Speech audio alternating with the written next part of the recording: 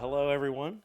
Welcome to episode 2 with a new element to add to it because Daniel and his dad are awesome. Well, it's really just my dad. Yeah, but you set it up. I don't think we're supposed to look at the camera though.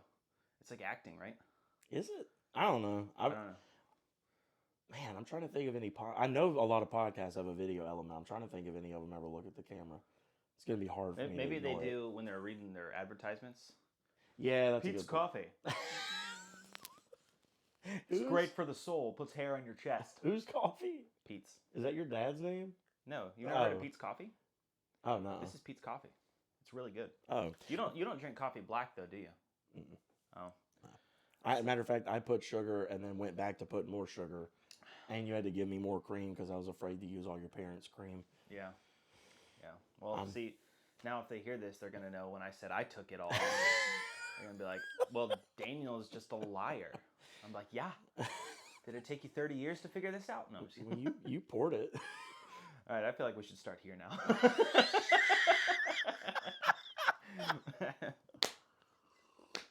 All that other stuff's cut. Oh my gosh. Okay. Yeah, we can start here. All right, cool. So, welcome to episode 2 of not Once Upon a Podcast. As the image most likely attached to this account and video clearly state, this is now story time with Daniel and Chris. Chris and Daniel. We did not do our due diligence and research Once Upon a Podcast before the first episode. So although the intro includes, or somewhere in there, it includes that title. I don't remember if it's the beginning. It's the intro. Okay. You're like, welcome to Once Upon a Podcast. You turned super Canadian when you said that for some reason. I was from Boston for a minute. But yeah, this is no longer named that. That's fine. It's all right. I like story time, and I think it fits with what we're doing.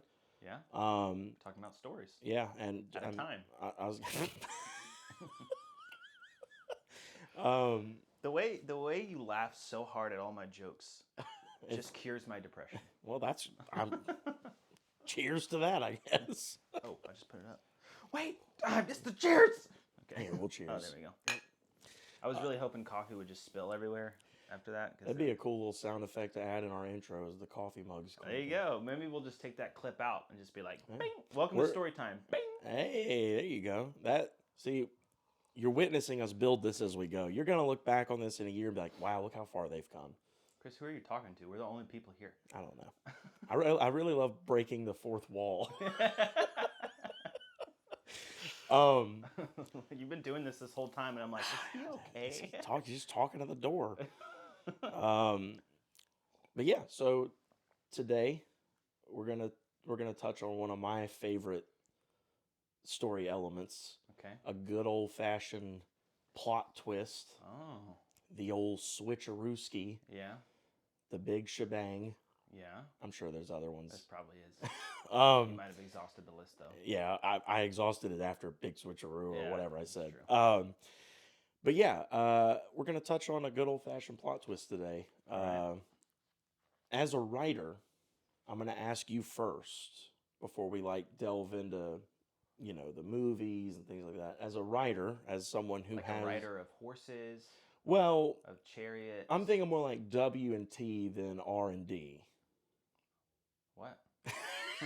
Writer with W-R-I-T rather than R-I-D. I can't spell. Wow, are you sure you're a writer? No. Who wrote your books? No, but as someone who's written multiple books, kind of a double question here. Have you ever included a plot twist in one of your books? And if so, or even if not, have you ever tried? Is it difficult to write one? I include them all the time. Okay. They're my favorite thing to write. That's like your favorite. Okay. It's hard for me to write it without putting one in. And I don't know where I got that from because all of my favorite stories, like my fantasy stories, fantasy doesn't really have, well, I don't know if I should say that. I'm thinking classical fantasy, like the classics that started the genre. There's no real plot twist in Lord of the Rings or in Narnia, other than maybe the resurrection. I'm about to really throw myself out here to the audience. Oh, no. I've never read or seen any of the Lord of the Rings, but well, I've seen the first one. I've seen the first movie. You knew this. I did not. You've been mad at me for years about this. Well, I have short-term memory loss. Oh, that explains it. Yeah, no. It's a good thing you've seen Lord of the Rings, though. At least you've seen that. I thought that, I guess, light spoilers. I thought that when Gandalf comes back as Gandalf the White or whatever, Oh, that's true. a plot twist. Yeah, well, I thought. I don't know if that's agreed upon within the fandom or not. I mean, I don't know about that.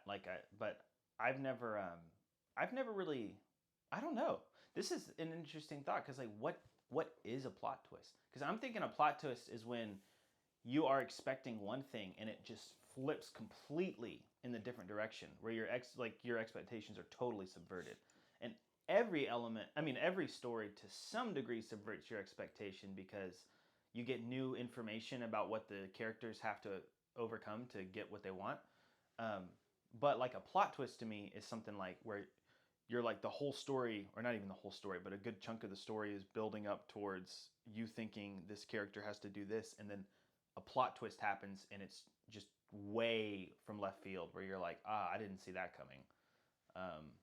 Which Gandalf, I never considered that a plot twist because my jaw was never on the floor. Like, well, I don't know. Actually, it's been a long time since I saw that movie. I was gonna say since the first time you watched it, though. I mean, and I was little too. Oh, then it definitely got you. Then you might have forgotten, but I had to have gotten you. Well, actually, I don't think it did because really. Well, for one, they showed it in the trailers. Oh, so yeah, that'll ruin it. Yeah, but I think they did that because everyone, like the fan base, the books had already been. Yeah, I mean, everyone knew. Like everyone, they're showing you like, oh, they're gonna bring, But I still, I think if anything, those trailers at the time were more showing people like, look how faithful we're gonna be to these books you love. Yeah, yeah, that's very true. Boy, it's sad how far we've fallen. Oh my gosh! On that quick note, have you heard about? Well, I guess you don't probably care. You're not a huge Mistborn fan, but the Mistborn movie is like back to like ground zero. It got like it was almost in like pre-production from what I understood. It was like I didn't know there was a movie. Had some casting attached to it. Oh yeah, they've been working on it for a while, and then something happened, and now it fell all the way back down to the ground. Dang. Kind of sad. I think those would be great films, like a good solid 3, a good trilogy of movies. That'd be. We'll see, because we had this discussion last time. I was talking about the difference between film and books, and I couldn't get through the second book. And right. So yeah, and you did say it's easier for you to just plow through a movie. Than, yeah. That's okay. That's fair. That's fair. I have such bad reading comprehension, so it's such a chore. And it's like, if I'm not interested, it's like, I want reading, especially because I write, I want reading to be associated with something that's fun. Right. Where it's like, I can't wait to get back into this book. The book I'm reading, the series I'm reading right now is like that. So you don't really dig it when like, and I mean, obviously every character, every plot needs some obstacles. I'm not saying that, but I'm saying you don't really dig it when the author delves too much into like kind of a almost slow, like depressing place for the character. Like that pulls you out. Well, no, if it's serving the story really well, like if I'm into the story and the characters, that might actually be something that really, I don't know why, but I'm like really drawn to when characters like fail really hard. Oh yeah, and then they overcome it because you never see it hardly. Do you know what movie does that the best I've ever seen ever done in a movie? The Pursuit of Happiness. That is true. I've only seen that once, and I will probably never watch it again. That was a hard one to watch. I watch it all the time. Really? Oh yeah, I love it. Okay, you're more of a glutton for it than me. I'm like you. I mean, I like to see. It's more interesting when they fall from a place and have to work back up because you're like, man, how are they gonna get out of this? Yeah. But man, that movie was just like he would fall and he'd like climb up like a foot and then he'd fall 3 more feet and then he'd climb up like another foot and then he'd fall 10 more. I'm like, golly, I know. How much more worse can this dude's life? I mean, and it ends well, but I mean, I was like, oh my gosh, how much longer is this movie? Yeah, I know it's hard to get through. It's like you're just sitting there like, oh my gosh, but then when he finally overcomes, it goes. It like soars. It hits you in the heart. Yeah, you're and then he goes outside. Be honest, I'm not the biggest Will Smith fan. Yeah. Yeah, me I neither. don't know about you, but he's okay. But that movie, if there's a movie I'm going to give him credit for some range, it'd be that one. Yeah, Because most of the other time, he's kind of like The Rock to me. He just plays the same character over and over. that's true. Um, Funny thing about People that, are going to hate that I said that probably. I But don't think so. I think most people would agree with that. I We'll hope. see. We'll see. If our 17 listeners go away, we'll know. He hates Will Smith. This podcast is bogus. I forgot. Oh, All our listeners are surfers in California. dude. I don't even like stories, but these guys are dope. I keep losing my thought. Sorry. Oh, on the note about Will Smith playing the same character, Chris Gardner, the actual person, didn't want Will Smith to play him for that very reason. He was concerned because he was like, Will Smith is like an action, like super awesome, like comic. smooth. Yeah, he's kind of a comic too, but like, I think like I Am Legend is like perfect, like Will Smith. Yeah. Or even Deadshot. Oh yeah. That's probably like peak Will. Like if you had to guess, what's the most Will Smith role? Probably something like that. And I think it probably was his first action role Independence Day, because that's an older movie. Oh and yeah, he was young in that one. it might have been his first. That might have action been his big. Like I know he did some comedic stuff before, but I'm saying like his big first action role. I'm wondering it might have been it, but he did well. I mean, that was a blockbuster, so that's probably what got him on that path. But anyway, okay, so you can't write a book without plot twists, plural. Yeah.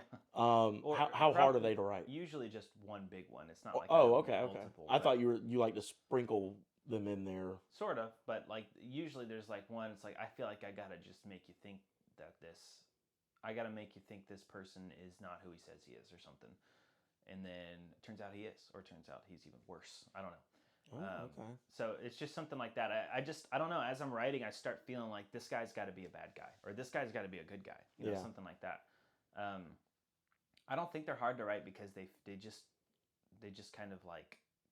I think every writer has their strengths and weaknesses and things that they're drawn to, and I think the things that you are drawn to are the easiest to write because they're just like they just kind of come out of you. It's right. Like, oh, I know I got to take the story in this direction. Right. You know.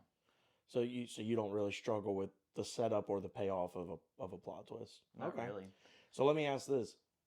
I mean, they're all terrible, but I do them. But I can do them, no problem. Does a story have to have that? Like, does No. every good story have to have some element of subversion or a plot twist? Well, this goes back to the initial question that got raised when you brought up Gandalf: is what do you consider a plot twist? Because if you're talking about like, I think of course the characters have to encounter new information that raises the stakes or changes the game in some kind of way, but I don't think that you have to have a plot twist where it's like, wow, I did not see that coming. That came out of left field. I don't think there's plenty of stories that don't really have that. I'm trying to think of a story that like, I don't know. I mean, you know, now that you mention it, I'm starting to think like there's parts in almost every story where like a character. Okay, here's a good example of this: the Infinity War. Whenever the children of Thanos are attacking Vision and Wanda in Scotland, and then Captain America shows up. Like he steps through the shadows, and it's like, yeah, Captain America. Yeah. Would you consider that a plot twist? That's a revelation. It's a subversion.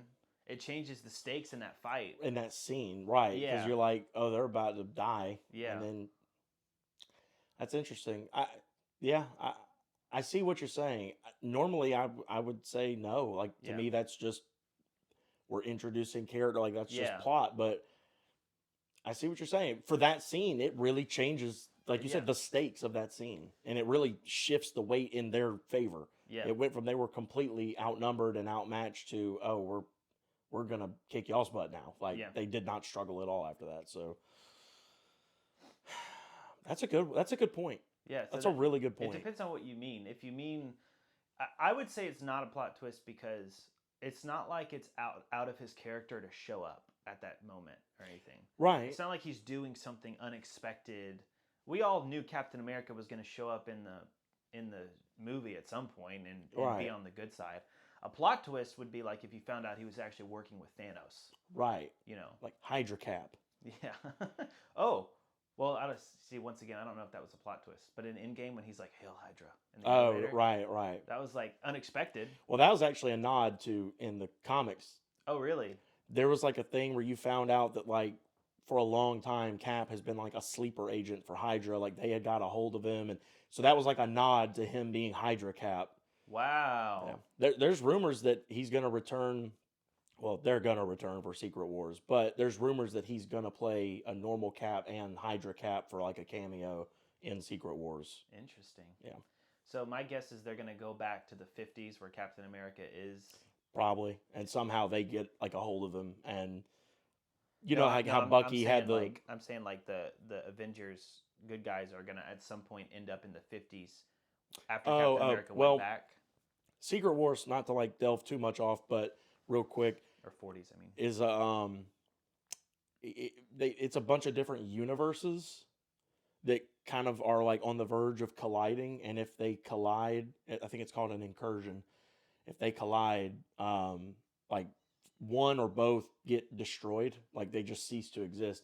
And so because there's like too many of them, this guy called the Beyonder, which I think in the newer run of the comics, it's actually Doctor Doom who does most, if not all of this, but he like sets up a planet called Battle World and just pulls like key characters from all these universes and puts them on Battle World, and they fight for their universe's existence.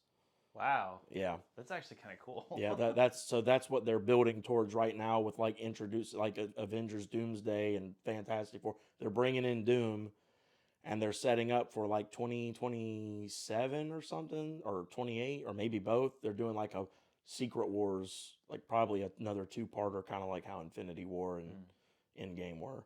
It's going to be a massive... Every character you've ever seen in a Marvel thing will be in those movies. Wow. And I mean ever. Like since we were in elementary school and like watching the old X-Men movies and the Tobey Maguire, Peter Parker and all of them will be in those movies. Even the Michael Keaton Batman? Yeah, probably. I can't wait for those jokes to start back up again. Whenever No Way Home was like teasing all this stuff, it was like, oh my gosh, this person could be in it, this person. And then it just built and built to where there's like, oh, King Kong's going to be in the new Spider-Man. Oh my gosh, Darth Vader's going to be in the new... Man, those were really funny.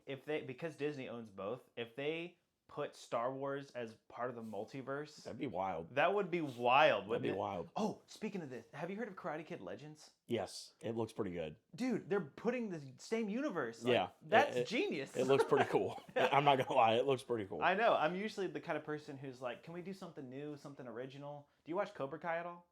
I've been wanting to. I haven't, but it's been something I've been wanting to watch. All right. Well, I want to hear your thoughts when you watch it, because there's like 6 seasons. And okay. The last season came out. I'm actually very angry with the way that they did this. I love Cobra Kai. It's got like about 50% of it is super cheesy and like bad a teen dialogue. drama, right? Yeah, and I hate that part of it. But some of it, like the rest of it, is so good that I'm just drawn toward it. It's really cool the way that they like subverted. Well, there you go. I don't know. I wouldn't consider it a plot twist, but the way that they subverted the perspectives in the first season that set up the whole show in a way that's like, wow, this isn't how I remember it playing out in the movies, and the way they call back the old movies. And what I really like about Daniel is they didn't have him just become Mr. Miyagi. One of his struggles is trying to figure out how to be like Mr. Miyagi but still be true to himself. And I really like how they did that, because a lot of times they just kind of... Because he kind of comes in as not like a villain, but like the antagonist to the original movie's bad guy being the protagonist in the show, right? Well... Like he's kind of a down on his luck guy. No one, like everyone in the town loves Daniel because he won the thing, and he's like a car salesman or something. Like I've seen some of the trailers, like I can piece certain things together. But so he not that he was a bad guy, but he was like successful. The other guy's like down on his luck, and it's like, oh, you feel bad for this dude, like he peaked in high school kind of thing, and he's like kind of a bum now, and that is pretty much what it is.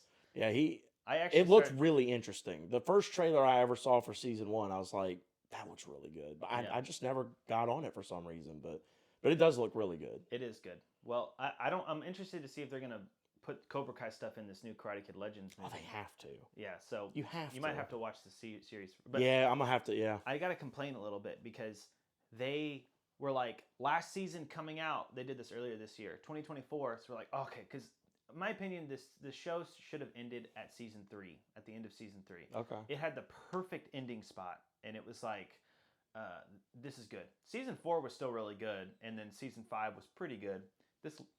This last season, I thought it was as good as it possibly could have been while still keeping it going. Oh, okay. Like, if you're going to keep it going, they did as good as they possibly could. Right. But it should have ended at season 3. So what frustrated me is because I've been looking forward to this grand finale. Mm-hmm. I'm like, it all seemed like it was coming to a head at season 3 in a way that it hadn't before. But then what they did is they were like, all right, last season coming. So then they only released half the season, and we didn't realize till we got through like the first 5 episodes or something. And then we were like, oh, the rest of the last season is coming in December. And then we're like, all right, or in November. So then we were like, all right, now we got to wait a couple more months. So then we finally get it and we watch it. And then at the very, very end, they ended on a huge cliffhanger and they're like, final episodes coming soon. And we're like, how can you? My whole problem was the way they advertised it. Right. Like, you advertise it as the final season. I've been waiting for this conclusion. Yeah. And now you should have just. Plot twist. Yeah, there you go. It's an example of a bad way one. to do it. Yeah. But I don't get what's with all these streaming services breaking these seasons in halves like this. I hate it. I think they got it from Walking Dead.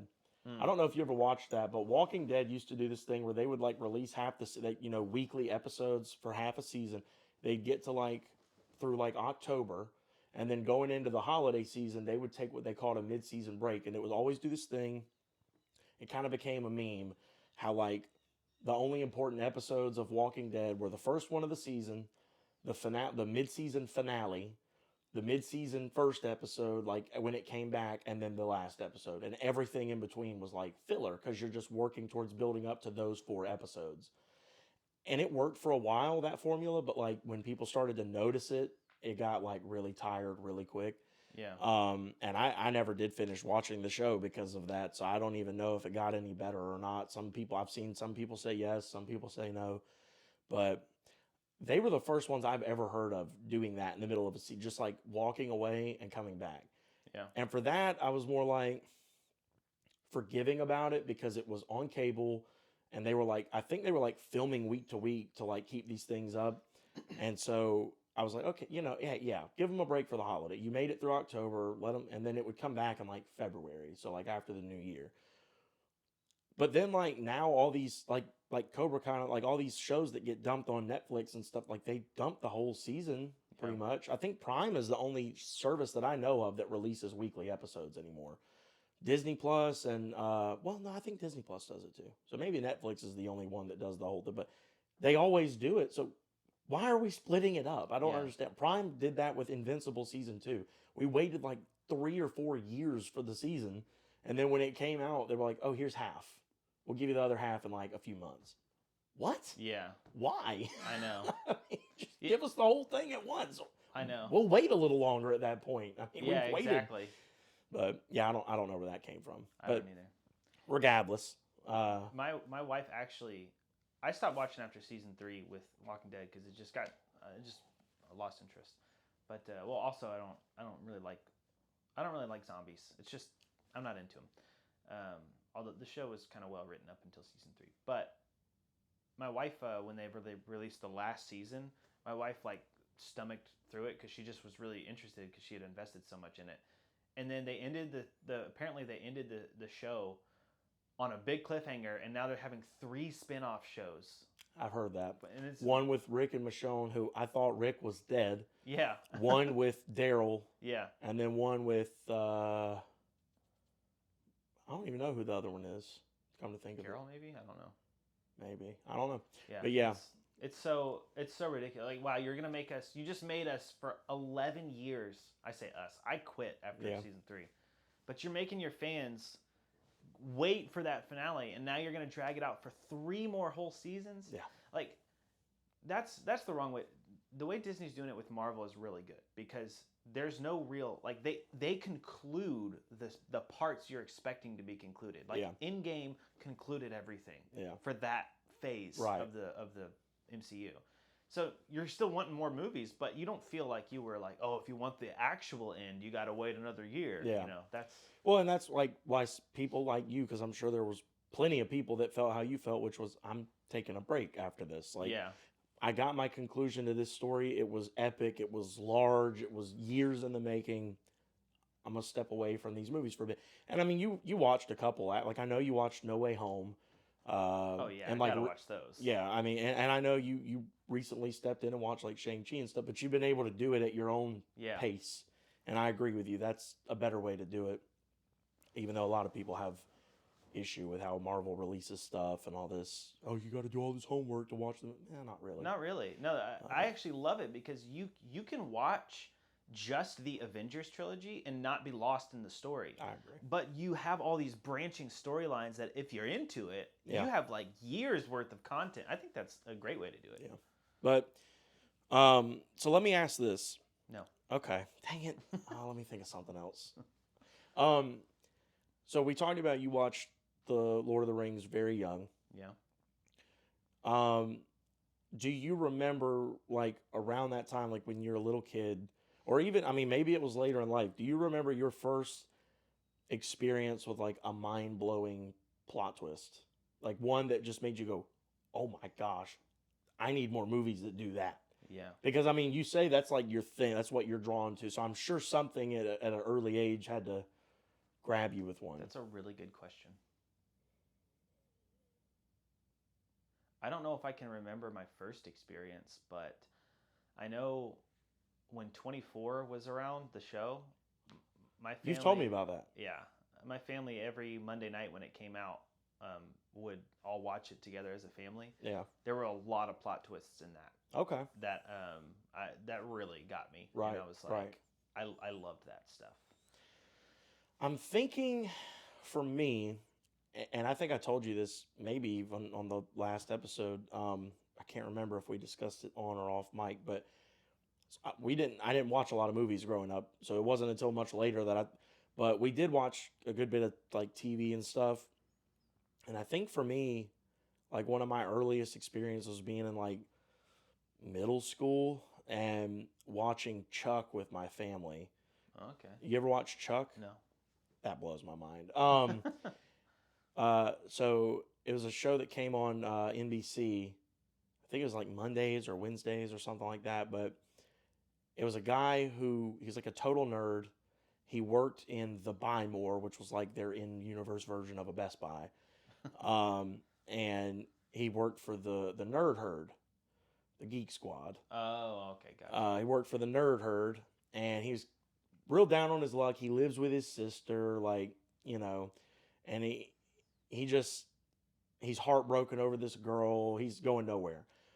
And he finds out that his college roommate, Bryce, died.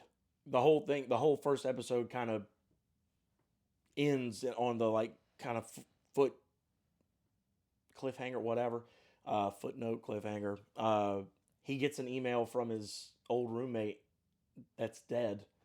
And he's like, what? Like, they haven't spoken in years. And when he opens it, like all these like thousands of images just start like flashing on his screen. And like you see, he's just standing there looking at it. And then like you see this like out his window of his bedroom, like the sun going down and turning to night. And he's still standing there. And then it like comes back up and it's morning. And like finally the thing ends. And he's just staring at his computer. And then he just like falls over flat on the floor. And come to find out, he got this, Bryce sent him this thing. It's called the Intersect. And it's now in his brain. And only like certain people could like survive it. But like Bryce knew Chuck would be able to like hit, because Chuck's like really, really, really smart. Knew he would be able to handle it. And so what it is, it's a bunch of encoded images that the government had in a database that like they all meant something or were related to some like super, super like redacted, heavy, top secret stuff, terrorists and, you know, arms dealer stuff. I mean, all kinds of stuff. And all those images now are gone and they're in Chuck's head. So like Wow. if he's out and he like looks at someone and they're in that database, it like triggers all these things in his head and he like knows everything about them. Like he knows their whole file that the government's compiled on them, like what they do, who they are. Wow. So this nerd, this down on his luck nerd who works at the Best Buy basically gets brought in by the government and he gets given these two handlers. One's like super like heavy duty Marine Corps type, and one's like a beautiful like blonde like espionage, more spy type. She's for the CIA and he works for the FBI.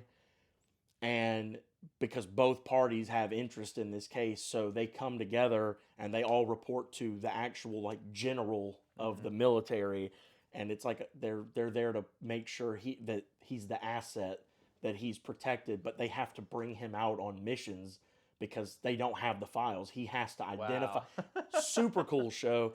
That's a really interesting idea. And the plot twists galore. I mean, man.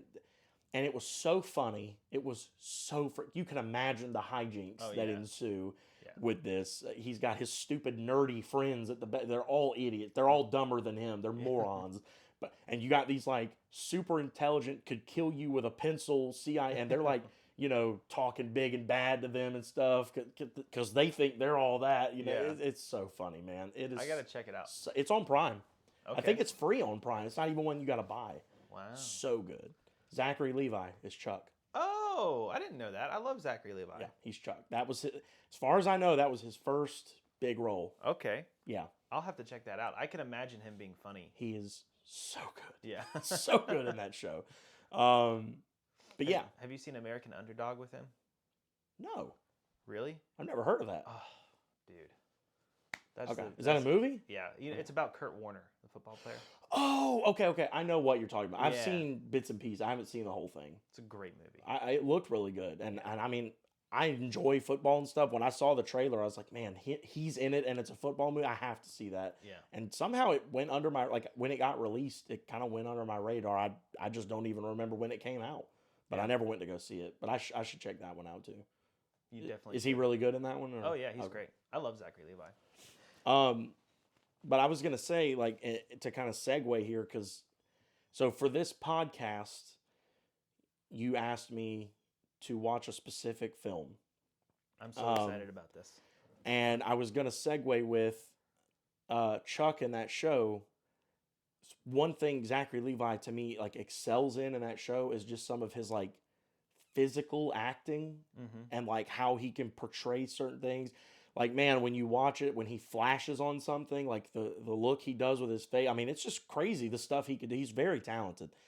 And it's one thing that kept popping in my mind last night at 1 a.m. while I was watching Vanilla Sky that you asked me to watch with Tom Cruise, that, man, I've never seen Tom Cruise as like a physically gifted actor. I mean, he's great emotionally. Yeah. I'm not saying he's bad physically. I mean, I love the Mission Impossible stuff. He's a very convincing action star. But this is not an action movie. Yeah. And at times in this movie, he's very, very down on his luck. Yeah. And man, the physical change in his posture, his walk, how he kind of gets his jaw slack and all that after I was like, that's phenomenal. Yeah. The acting was next level. Yeah. So, since we're talking plot twists, and by the way, spoilers for anyone who has not seen. Look, I'm just going to go and say now, I have a list. I don't know if Daniel does. Spoilers for a few movies. If you hear a title of a movie you haven't seen and you think you might be interested in watching, cut, maybe jump to another part, but maybe watch them and come back. We'd love to have you, hear our thoughts, and you can put yours in the comments. But that's right. Please, don't ruin a movie you want to see. But most of these are pretty old. Yeah. This Vanilla Sky was 2001. Wild. Yeah. But man, please, for myself and maybe people who've seen it, but it's been a while, or people who haven't and they don't care about the spoilers, break down Vanilla Sky. Let's talk about Vanilla Sky. Give us the rundown. All right. Well, I was actually hoping to get your. I don't know if I want to break it down myself or if I want to ask you questions. You can ask me. Because Break it down. Ask me whatever you want to do. I love the feeling of having seen a really good movie and then someone else has just seen it. Right. And I want to get what their reactions were. All right. I don't know about you, but for me, the beginning was not necessarily super intriguing. It was kind of intriguing, like when he runs through the empty city. Then I was like, all right. And then obviously, like, I don't really like rated R movies, so there was a lot of language and stuff that I was kind of like, I think that's actually what prevented me from watching it. But I think I heard someone like say on, maybe it was online or something, how incredible the ending was at one point, and I was like, all right, well, I'm gonna try and check it out. And I didn't have anything to watch one day, and so this was before Evie was born, and we were in Nashville, and I think Claire went back here to meet with some friends, and I was just looking for something to do, and then I watched it, and as the story was progressing, I was like, what is happening right now? And then the ending, another thing, the soundtrack to that movie. Oh yeah. When everything is going, Right. it's just like, like it hurts. You can feel the pain. But let me just ask this before I break it down. What are your thoughts? What were your? Okay. Oh boy. So. Oh no. No. Like, it was a roller. You're about to tell me you didn't like it. No, it was a roller coaster. So. Okay. All right. At the beginning, I was hooked immediately, and I'll tell you why. And it's funny, you kind of touched on it. That scene where he's running down the empty street, I knew about that scene. I did not know it was in this movie. Oh. That scene is historic. That is, I think to this day, and I'd have to Google, and I'm not going to break off to do it right now, but so please be patient with me in the comments. I could be wrong. But I think to this day, that is one of, if not the most expensive scenes ever filmed in movie history, because that is not a set. That was Times Square, and they shut it down. Wow. To film him driving down the empty street and then running down the road so that he would be in the middle of real Times Square. They wanted the real feel of an empty city.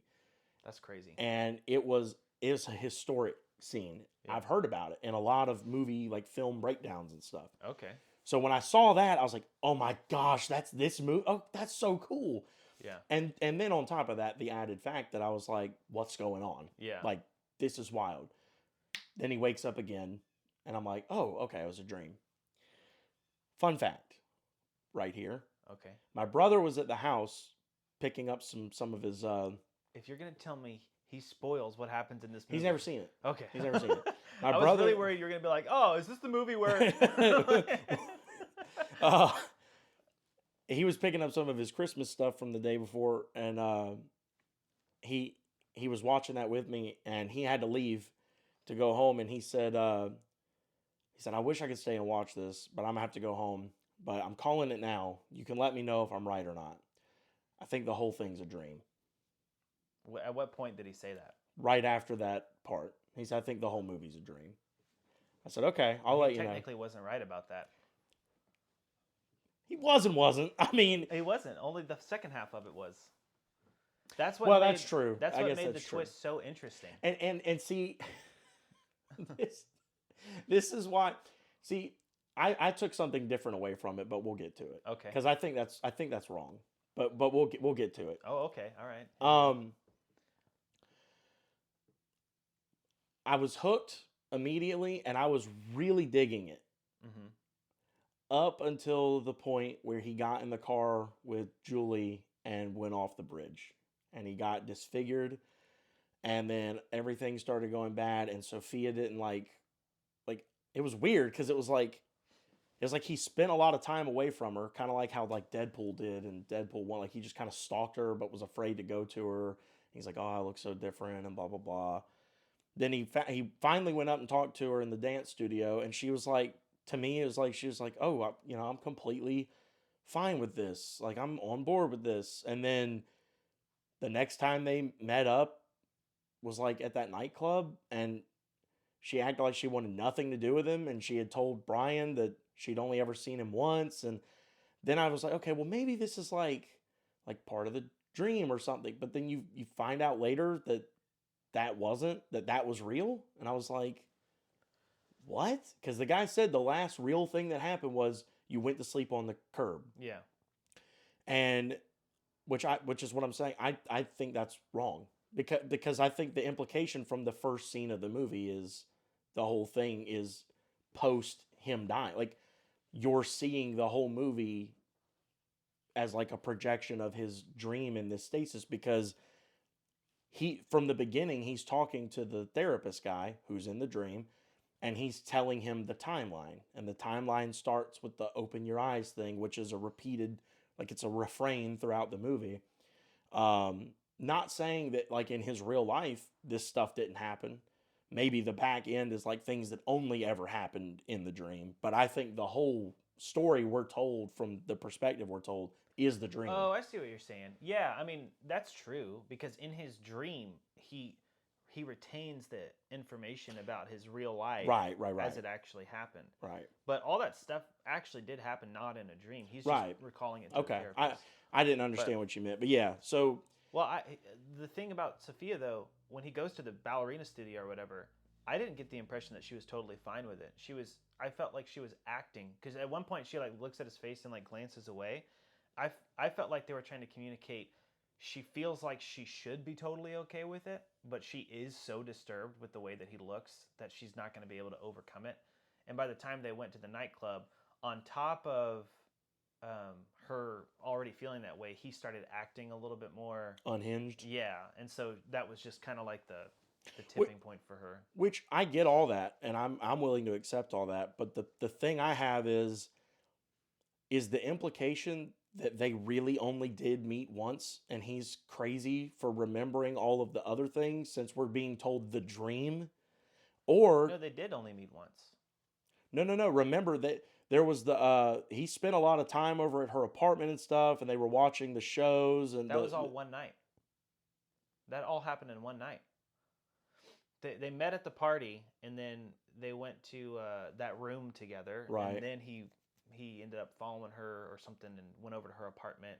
And then they were drawing together. They did all that drawing and stuff, all that time in their apartment, and then watching the show. That all happened in one night. And then the next morning, he wakes up and sees Julia is waiting for him in the car. That all happened one time, one night. It was just a really long, okay, super important. Maybe night. it was I'd have to watch it again, and I wouldn't be opposed because it was good. But the way it was cut and edited, I felt like that was, I thought it was multiple times. They were okay, so that confused me. Okay, well then that does change. Maybe it did cut some things to try and make you feel like, did this happen a lot? But well, I think the movie is intended to be disorienting, especially on a first watch. Yeah. And that way, when you go back a second time, now it did show scenes with him and Sophia after the splice when he started dreaming, because that's where they're like happy. And, and they're at her apartment again, and they're at his apartment sometimes. Yeah. And okay, interesting. So I liked it. I was hooked. When that all started happening, I literally was thinking in my head, Daniel, what do you have me watching? This is miserable. Oh yeah. And I think we touched on this. I'm a romantic. I love The Notebook and Titanic and all these like love stories that shouldn't work, but they do. Are you the one who's been sending me flowers? Yes. Oh. And you're not responding. But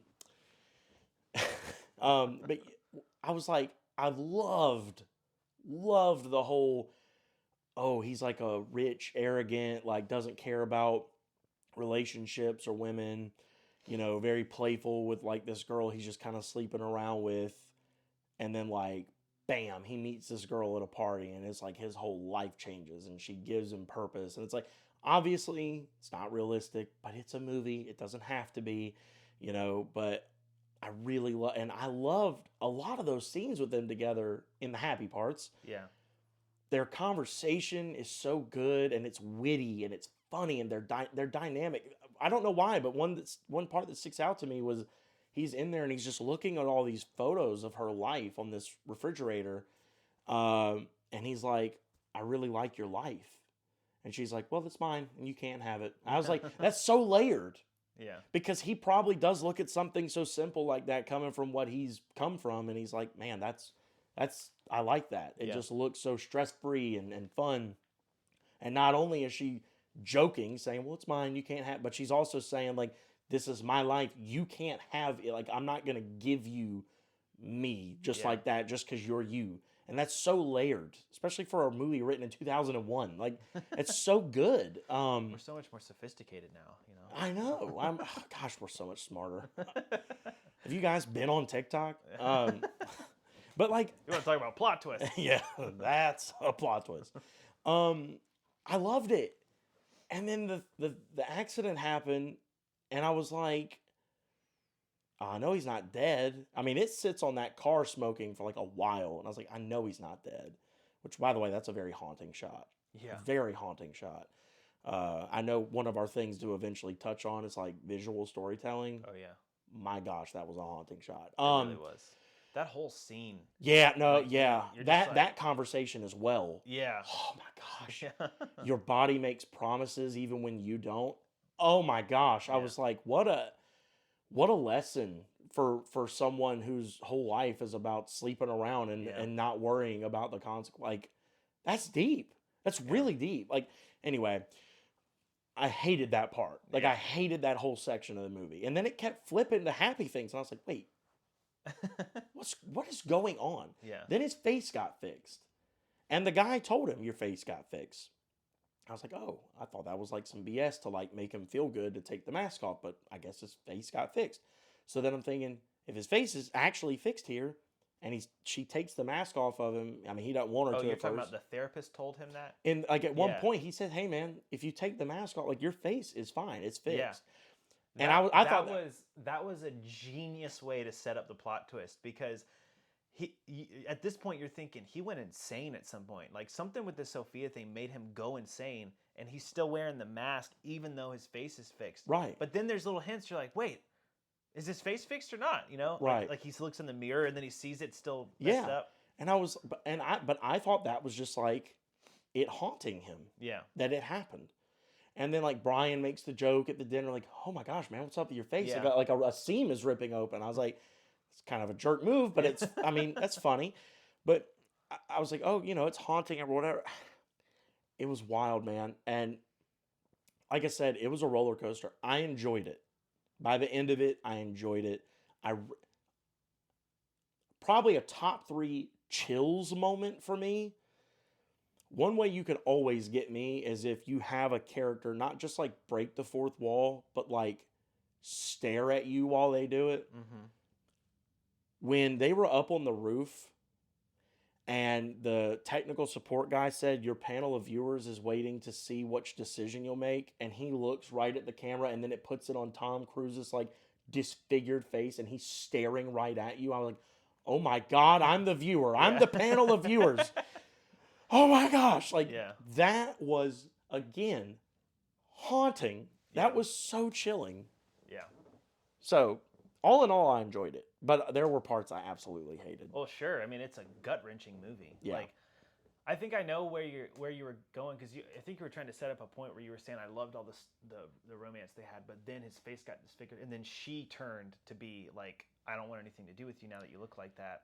But I couldn't pick up on if that was true or not. Well, but were you feeling that way at all about like, well, now I don't like her as a character, if that's really how she feels? The scene I remember the most not liking her in was in the nightclub. Yeah. But then right after that, again, this is where the dream starts more flipping stuff. What she comes to him on the curb and she's like, you know, hey, this is a desperate attempt at sympathy, but it worked. And she's like helping him up. And I was like, okay, maybe he was just acting like a psycho that night, and maybe he was too drunk, and maybe she didn't like that. Yeah. Because again, keep in mind, this whole time until today, I'm sitting here thinking they've spent a lot of time together, not one night. Yeah. And so, honestly, that really does change my opinion of even the parts I didn't like. I'm like, no, she's justified because she's seen him once, and it was an intimate night, but it wasn't crazy, and nothing happened. And now he's like being a psycho in the nightclub with her. Like, that actually changes my perspective of that scene a lot. But in the moment, I'm thinking, God, what a jerk. Like, and she lied to this guy and said that they've only seen each other once. I could see why that would. And he says, She said that? She said she's only seen me once? Well, Which reinforced in my Sure. head that they've spent more time together. well, I always took that as she's okay. That's like he's saying that's what she said about our meeting. It's not like he's saying we met more than that. It's like he was saying, That's all that it meant to her. yeah. It's Oh, like, oh, I okay. just met you one time. Okay. That's what you're gonna say. Yeah, we spent that whole night together and had Right. all that time together, and you're just telling people, well, I only met him one time. Right. That's not the full picture. I think that's the part he was Yeah. upset about. There's something But- poetic about the playboy having his heart ripped out, though. That's true. But the thing that I kind of liked about what they did here is exactly for the same reasons you were saying that you like the whole romance trope of the playboy finds the one girl. Mm-hmm. They flip it because when tragedy strikes him, you see her flaws too. She's not willing to. That's not typical for like the romance. And That's this is true. obviously not a romance movie, but for like the common like romance drama, usually it's the girl solves all his problems and she tames the beast. That's kind of the typical trope. Yeah. But this movie, I think, actually gives a more realistic picture. That like she's got problems too, and whenever he has his face disfigured, now you're starting to see like, oh, she's not going to solve all his problems. He's going to have to work through this on his own, and she's going to have to work through this stuff. And then the whole thing, dude, the part where he wakes up, he goes to the bathroom, and then he sees his face is disfigured, and then it's like, oh, it's a dream. And then he comes back out, and it's Cameron Diaz. I knew that was going to happen. How did you know that? That completely came out of left field for me. Because as soon as she just kind of like moaned and he was like, oh, I could listen to you all day. Oh, at that point, yeah. I was like, that's not going to be her. Yeah. So when she popped up, that part didn't freak me out. What got me was how long it went on. Yeah. And then and then it cuts and I'm thinking, oh, okay, it's going to be another dream. But no, he's tying her up. Yeah. I was like, wait, what is happening? Where is this going? What is happening? And then she says, I'm Sophia. And you're like, what? Okay, that blew. I was like, this lie. I was like, okay. But I didn't know if she was lying. I thought because he's been in the therapist. At that point.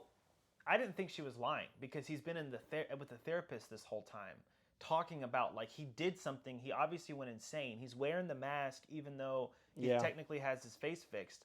He went insane and he confused Sophia for Julia. And then at one point, I didn't really catch this until the end, but at one point the therapist guy says something like, well, when you're in a dream, sometimes faces of people change. And I was like, that happens in dreams. That legitimately happens. Yeah. Afterwards, you were there, but you weren't really you. And yeah. Yeah. What's that from again? I'm sure a million people have said so. I don't know. I thought that was a quote from something. I feel like I've heard that somewhere. It probably is. All right. It's probably one of those things where I'm like, I came up with that, but really, I heard it. Yeah. What do they call it? Like subconscious, like the thing that comics do all the time on accident, where they think they wrote a joke, but really they heard it somewhere and kind of forgot about it. You know what I'm talking about? I think that's just called comedy. Oh, okay. No, I don't know what you're talking about. But I'll tell you that I'm gonna have to watch that movie again. The writing, that has to be a book. That movie has to be based off a book. It was actually originally a Spanish film. I knew that. Yeah. I had heard about that. Where did I hear about that? Somewhere I read that, and I don't know if it was before or after you told me to watch it, but somewhere I read that Penelope Cruz is in both. Yeah. She played in that one, and then she came and did, which I think is really cool. Yeah. But there were little things that were clearly like rooted in some significance that I'm just like, it is no accident that the first words you hear in that movie are "open your eyes." Oh, for sure. Yeah. Brilliant. Yeah. Did you notice in the night at the party where Brian brings Sophia, Tom Cruise takes her up to his little room or whatever, and then Brian comes stumbling in drunk. She leaves to go get them more drinks, and him and Brian are talking for a minute, and he's like, oh, he's kind of like on the verge of like kind of being mad at him, but kind of like, just like, man, look, it's whatever. Like, And in that spiel, he says something about, I'm from Ohio. We blah, blah, blah, blah, blah, blah, blah, blah. And Tom Cruise says, you're not from Ohio. And he goes, I know, but, it's kind of played off as a joke. Later in the movie, when he's talking to the therapist, Tom Cruise says something about like what the board is trying to do to him, and it's like some big like technical legal term, and the therapist says, you're gonna have to tell me what that means. I'm from Ohio. We don't have such and such and such. Oh, I didn't catch that. Things like that. And I was like, what the heck? Is that Brian? Yeah. Because again, when he said the thing about in dreams faces can change, I'm like, is Brian in the dream, but Brian in real life is him, but he's seeing him as Kurt Russell? There were all kinds of things flowing through my head, man. And then there were a few other phrases that kept, popping up. I wish I could remember more of them. But that, for some reason, I was like, the Ohio thing, like, that's got to be significant. And I missed it. Even I caught that one connection, but I don't know what that means. Like, I don't know what the connection means. I'm going to rewatch it for sure. But yeah, I rewatched that movie like a couple days later after I saw it the first time. I mean, I feel like you have to. Like, I know. You sit with it, and then you're like, okay, now I got to see what I missed. Yeah. So what else? Did you have any other like specific questions or? I don't think so. I mean, I think that movie has multiple plot twists. Oh yeah. And the ending plot twist is like, it just astounds me because it was like, I had forgotten about that whole TV clip that he watched. Because they kind of played it off as like, oh, they're just watching something on the TV. Wow. Yeah. Which I've always loved how film can do that, because you can't really do that in books the same way. Like, film can just show you something in the background. Yeah, exactly. And that can be like a huge element later on. Yeah. And you'll be like, oh, I remember seeing that thing. And it's like, film does that all the time where they're just showing a TV clip, but then they're just transitioning you to the scene that matters. Yeah. It's hard to do that in a book, because if you're talking about a TV, it's obviously important to the story in a novel. Have you like, for example, you've said you've seen Glass Onion, right? Yeah. You know how it's one of those movies where like things will play out and then like you go back and get the perspective of a certain character, so they play out a different way. Like, you see more like the behind the scenes of it. Yeah. You know, when the one twin sister is like telling the detective that like she has this recording of blah blah blah that she got when they were poolside. I don't remember it. Well, wait. Oh, I'm sorry. I'm thinking of Knives Out, not Glass Onion.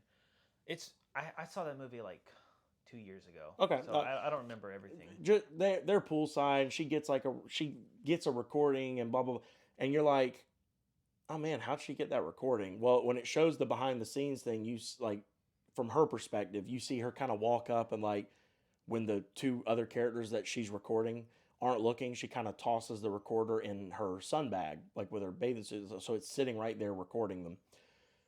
If you go back and watch the movie and you just watch the original part, like from the perspective of the other characters, you can see the recorder fly in the bag if you look for it. Oh wow! You won't notice it if you're not looking for it, which makes it more realistic that they wouldn't notice it because you didn't, and you're looking at them.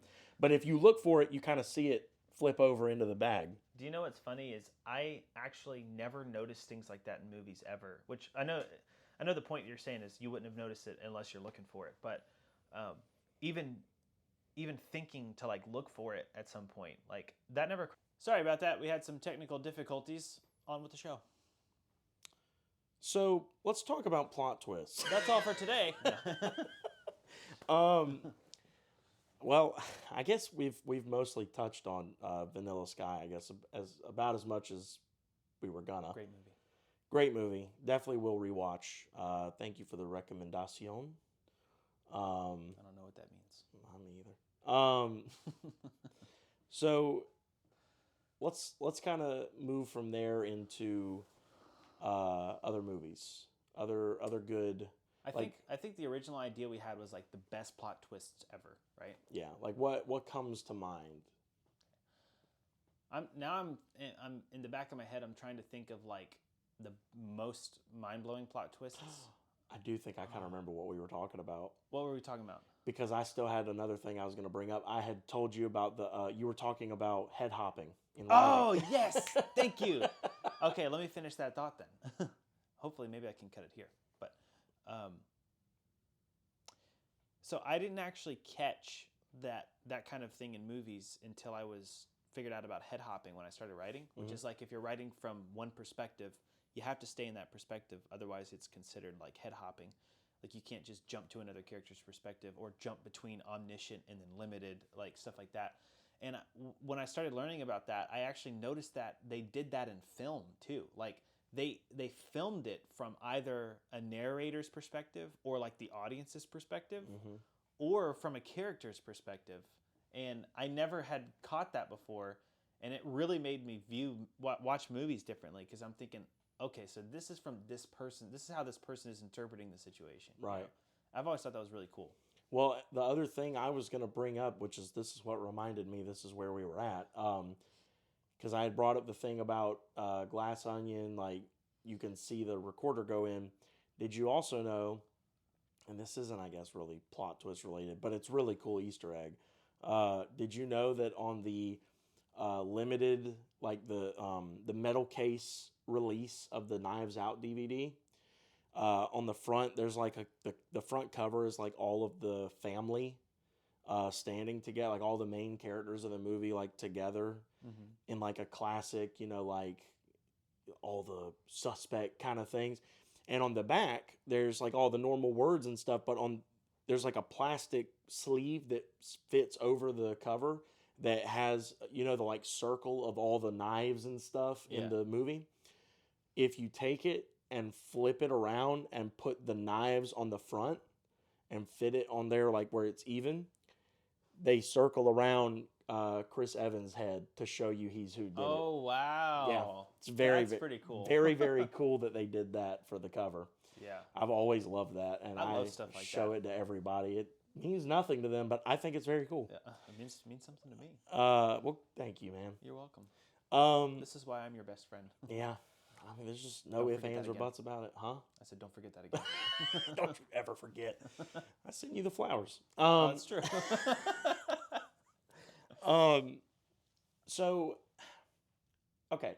So that was your point. I wanted you to wrap that up, and then let's jump back to other really good plot twists. What comes to mind first for you? I'm cheating. I got a little pre-written list. Yeah, I'm awful. Yeah. But the listeners can tell. Yeah, they know. The vibes are just so different. I know. What's funny is I was just telling how much like I'm your best friend, and now I'm like I hate your guts. That's a plot twist. Anyway, I guess. All right. I was actually trying to think about this. I'm trying to think of like if I had to rank them or something, like what's the most jaw-dropping? I honestly think Vanilla Sky might be the biggest like wow factor for me of any movie I've ever seen or book More I've than ever read. Sixth Sense? Yeah, because I think I already knew about it when I watched The Sixth Sense. Oh, so you had it ruined for you too? Well, yeah, but it wasn't like a moment of... It wasn't like someone just said it out loud. I think I had just been hearing it. I grew up learning about The Sixth Sense. I don't ever remember it being spoiled for me. Right. But I just remember when I watched it, I knew how it ended. Okay. So I think it was such an old movie by the time I was old enough to watch it. Yeah. But yeah, that probably would have been the most mind-blowing plot twist. That's obviously one. But one of them that really surprised me, because you don't really see plot twists like this in movies like these, but Spider-Man Homecoming. Yeah. That one really got me. Like, not only the kind of plot twist it is, like it's not like the kind you would think it'd be. Like it was more on the teen drama side than it was the superhero side of the movie, even though it had implications in both. But yeah, like you said, like it being a comic book movie, you just don't, like you kind of go into it kind of thinking you know all these characters, and yeah, that was wild. That one really got me because, especially as a huge nerd, I did not see that coming. Yeah, me neither. Did not see that coming. And that whole scene was so good. The tension in that room. Yeah. Like that was such a really good scene. I loved it. And the car. and the car ride to Oh, the yeah. dance where He's, like, where figuring he out. figures it out. Yeah. Because he knew immediately. Peter Parker knew immediately. Yeah. And then the dad's like, oh, like, why is he all freaked out? The car ride there when he figures it out. Yeah. Oh my gosh, the tension. I know. The his whole demeanor changes. Again, back to really good physical acting. Being able to control the emotion on your face so well that in your eyes you can see it flip to like from like confusion Yeah. to like, oh, I got you. Yeah. I got you. And when he just kind of smoothly pulls the gun out and puts his arm on the, I was like, Yeah. oh my God, that's wild. That was such a good movie.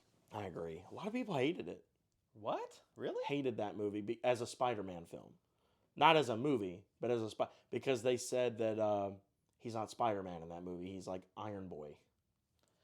Well, okay, I can see that. I mean, I did actually not like how much the suit like played into it, but what was cool about that is it actually opened the door for him to realize he actually does have to become, because Tony said the thing, if you're nothing without the suit, then you shouldn't have it. The suit. And then he has to learn that, and that hits hard. By the way, it does. And then he ends up fighting the villain without the suit. Yeah. So he actually does have to be Spider-Man. I don't care what anyone says. Anyway, no, It's just a random thought. I don't care what anyone says. There are multiple tear-jerking moments of like real Spider-Man moments in that movie. Yeah. One of which, like you just said, that speech of him saying, "If you're nothing without the suit, you shouldn't have it." That hit. Yeah. The other one is when everyone keep the bad guy. I mean, because I like the bad guys in that film too, because they're not evil, they're broke, and they're trying to provide for their families and like live a life, and they keep telling him, "Leave us alone. Like, just stay out of our way. We're not trying to kill people. We're just like." And they were still. I'm not saying they're like good dudes by any means, but I mean, like they understood he's a young kid, even if they didn't know him at the time. Mm-hmm. But even after the Vulture found out who he was like, "Stay out of my way." Mm-hmm. And basically, the implication was, "You leave me alone, I'll leave you alone." Yeah. When he goes without the suit in like the pajama suit to confront him. He takes it from under the lockers and he fights the people in the parking lot, and he still goes to try and stop him. And the Vulture starts like trying to attack him with the wing things, but really what he's doing is knocking the building down on top of him. Yeah. The fear. Yeah. When he realizes, I'm not in that other suit, I can't reach out for help. I'm alone and there's a building on top of me. Yeah. I might die here. And then he looks down in the puddle and the mask is crumpled and it's like half his face and half the mask. Yeah. And he starts going, "Come on, Spider-Man." And he Yeah. lifts the building off of him. Yeah. If that's not a Spider-Man moment, I don't care. You could call him Iron Boy all you want. That was Spider-Man. That was pure Spider-Man. Yeah. But I totally agree. That I agree with what you said. Even though him having the suit and it playing as much as it did into that movie, I think it really did open the door with him taking it and then being able to earn it back. But that's a good one. Homecoming's a good one. Mm-hmm. One that pops to my mind, because one of the questions I was going to ask you is, does it matter when a plot twist occurs? Because I say that because a lot of people, when you think plot twist, your mind kind of immediately goes to like the end, like near the end of the movie, Vanilla Sky, for example. And like you said, they're kind of all throughout it, but the ending is what really drives those other ones home, because then you realize what they were. Yeah. But like, that's one reason I think one of the best ones, in my opinion, is Knives Out, because it comes at like the very beginning. And so really the movie, you're like, wait a minute, wait, what? Because it's sold to you as a murder mystery, but the mystery is over within the first 30 minutes, because they're like, oh yeah, by the way, yeah, she killed him. You're like, wait, what? And as it goes on, the real mystery is like, how's she going to get away with it? Oh, wait, it wasn't her. Like all this, like, I love the Knives Out one. Yeah. What attract like is the plot twist, was the kind of subversion there what hooked you on that movie so much, or were you just Are you talking about Knives Out? yeah? It's like I said, I haven't seen those movies in a long time, so Okay. I don't really remember, but I just remember it was a really interesting and well done murder mystery. But I've watched that one way too many times. I love that movie. My wife gets tired of me watching that movie. Not even her watch it, me watching that movie. It is so good. yeah, I'm gonna bring up a couple that neither of us have probably ever seen, but I but have you like know they have a twist in them, I've like they've been spoiled for you. I wouldn't even say spoiled because I'm never gonna watch them. Probably, Oh, okay. or definitely not one of them. The other one I've always kind of dabbled with, but I'm like, it seems very intense, and if I already kind of know the ending, like if it was one of those ones where I was on the fence but I didn't know the twist, I'd probably break down and watch it. But I know the twist. For starters, the one I will never watch, but I got to give it credit where it's due. Saw 1. Oh, Do you know about that? I don't know about the twist. I'll never watch it either because I'm not into horror at all. Me either. Here's what I'll say: the Saw franchise, as we know it, is very, very, very, very different from what the first movie was. That's what I've heard. It was still horror, but it was actually horror with like a story and like a theme and a crazy plot twist. So I've never seen it, so I'm not going to try and give you the frame by frame here, but I'll give you the overview. This guy wakes up. I know. I kind of think I know. Well, go ahead and tell me. Anyway, Well, tell me what you know. Tell me what you know. I know that this guy wakes up. He's chained to something, and then like they have to play some kind of game to try and get free, and then he ends up having to cut his ankle off. Yeah. Or cut his foot off. Cut his ankle off. Right. To get like out. at the ankle. Yeah. Yeah. But I don't know what the twist is. So the whole general thing is like they're playing this like sick sadistic thing through the whole, and there's like these themes of like, from what I understand, from what I remember, I hope this isn't. I hope I'm not getting it confused with one of the other movies, because I think this is kind of a running theme through a lot of them, which is like the Saw character is like going after people who like kind of don't appreciate their life. Okay. So he's like putting them in these scenarios where like, well, if you don't appreciate your life, I'll make a game out of your life, kind of thing. Oh, I see. And I think that was also established in this first film. But the main twist is that when the guy wakes up and he's chained to another guy, they both kind of wake up in this like bathroom and they're trapped. And there was a key, and somehow the key gets lost. And again, I don't remember the frame by frame, but they both have to play this game. Well, I think one of them has to end up killing the other by the end or something.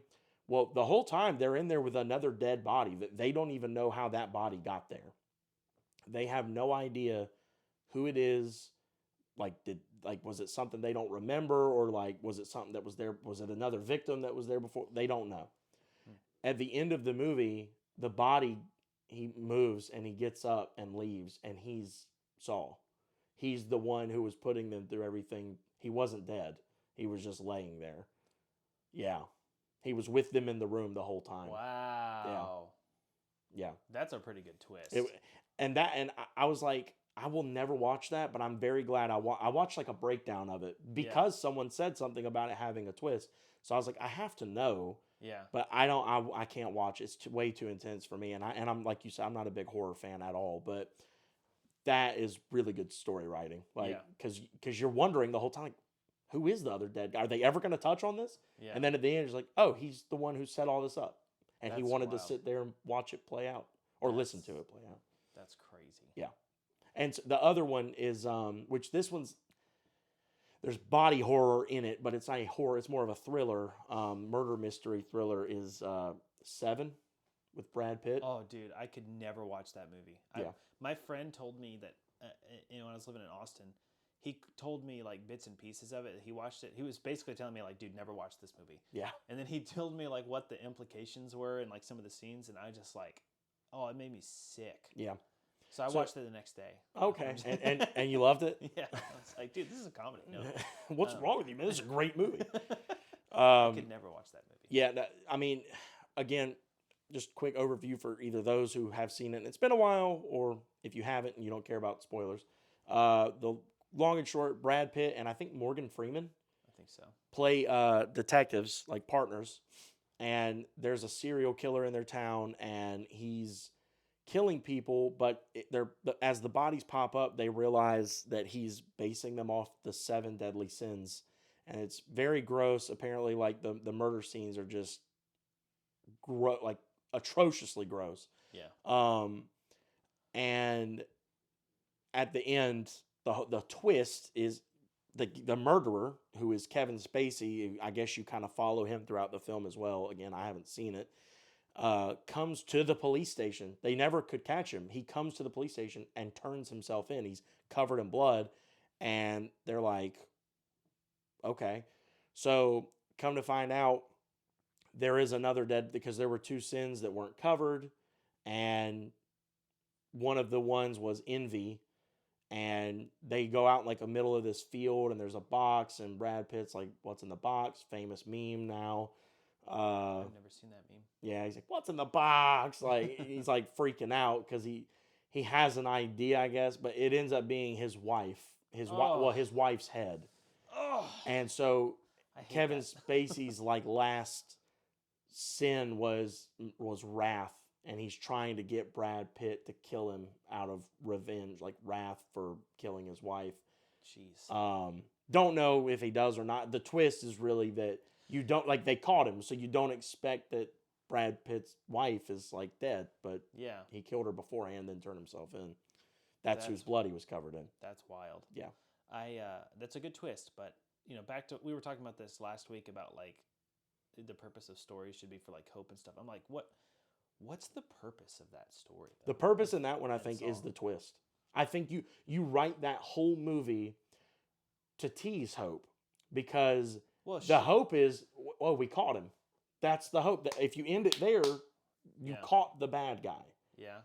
But the purpose of that story is the twist of ripping the hope away that, oh my God, he killed someone that we grew to like through the movie.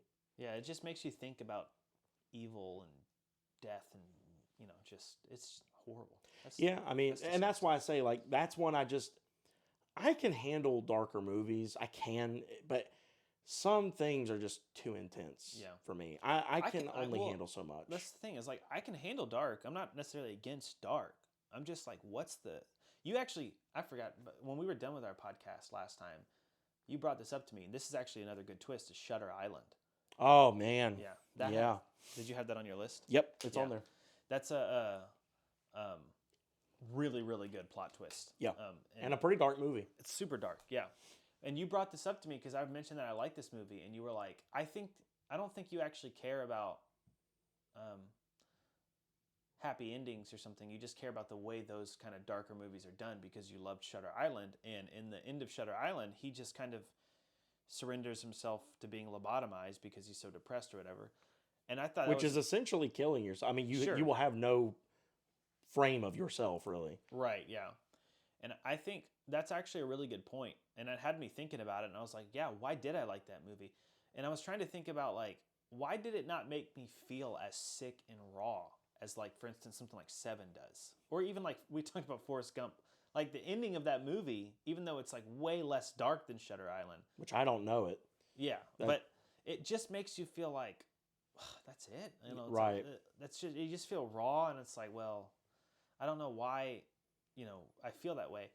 But then I started thinking, why didn't I feel that way after Shutter Island? Because that is a kind of really depressing and dark thing. And you mentioned earlier in the podcast, like, what if it's a warning?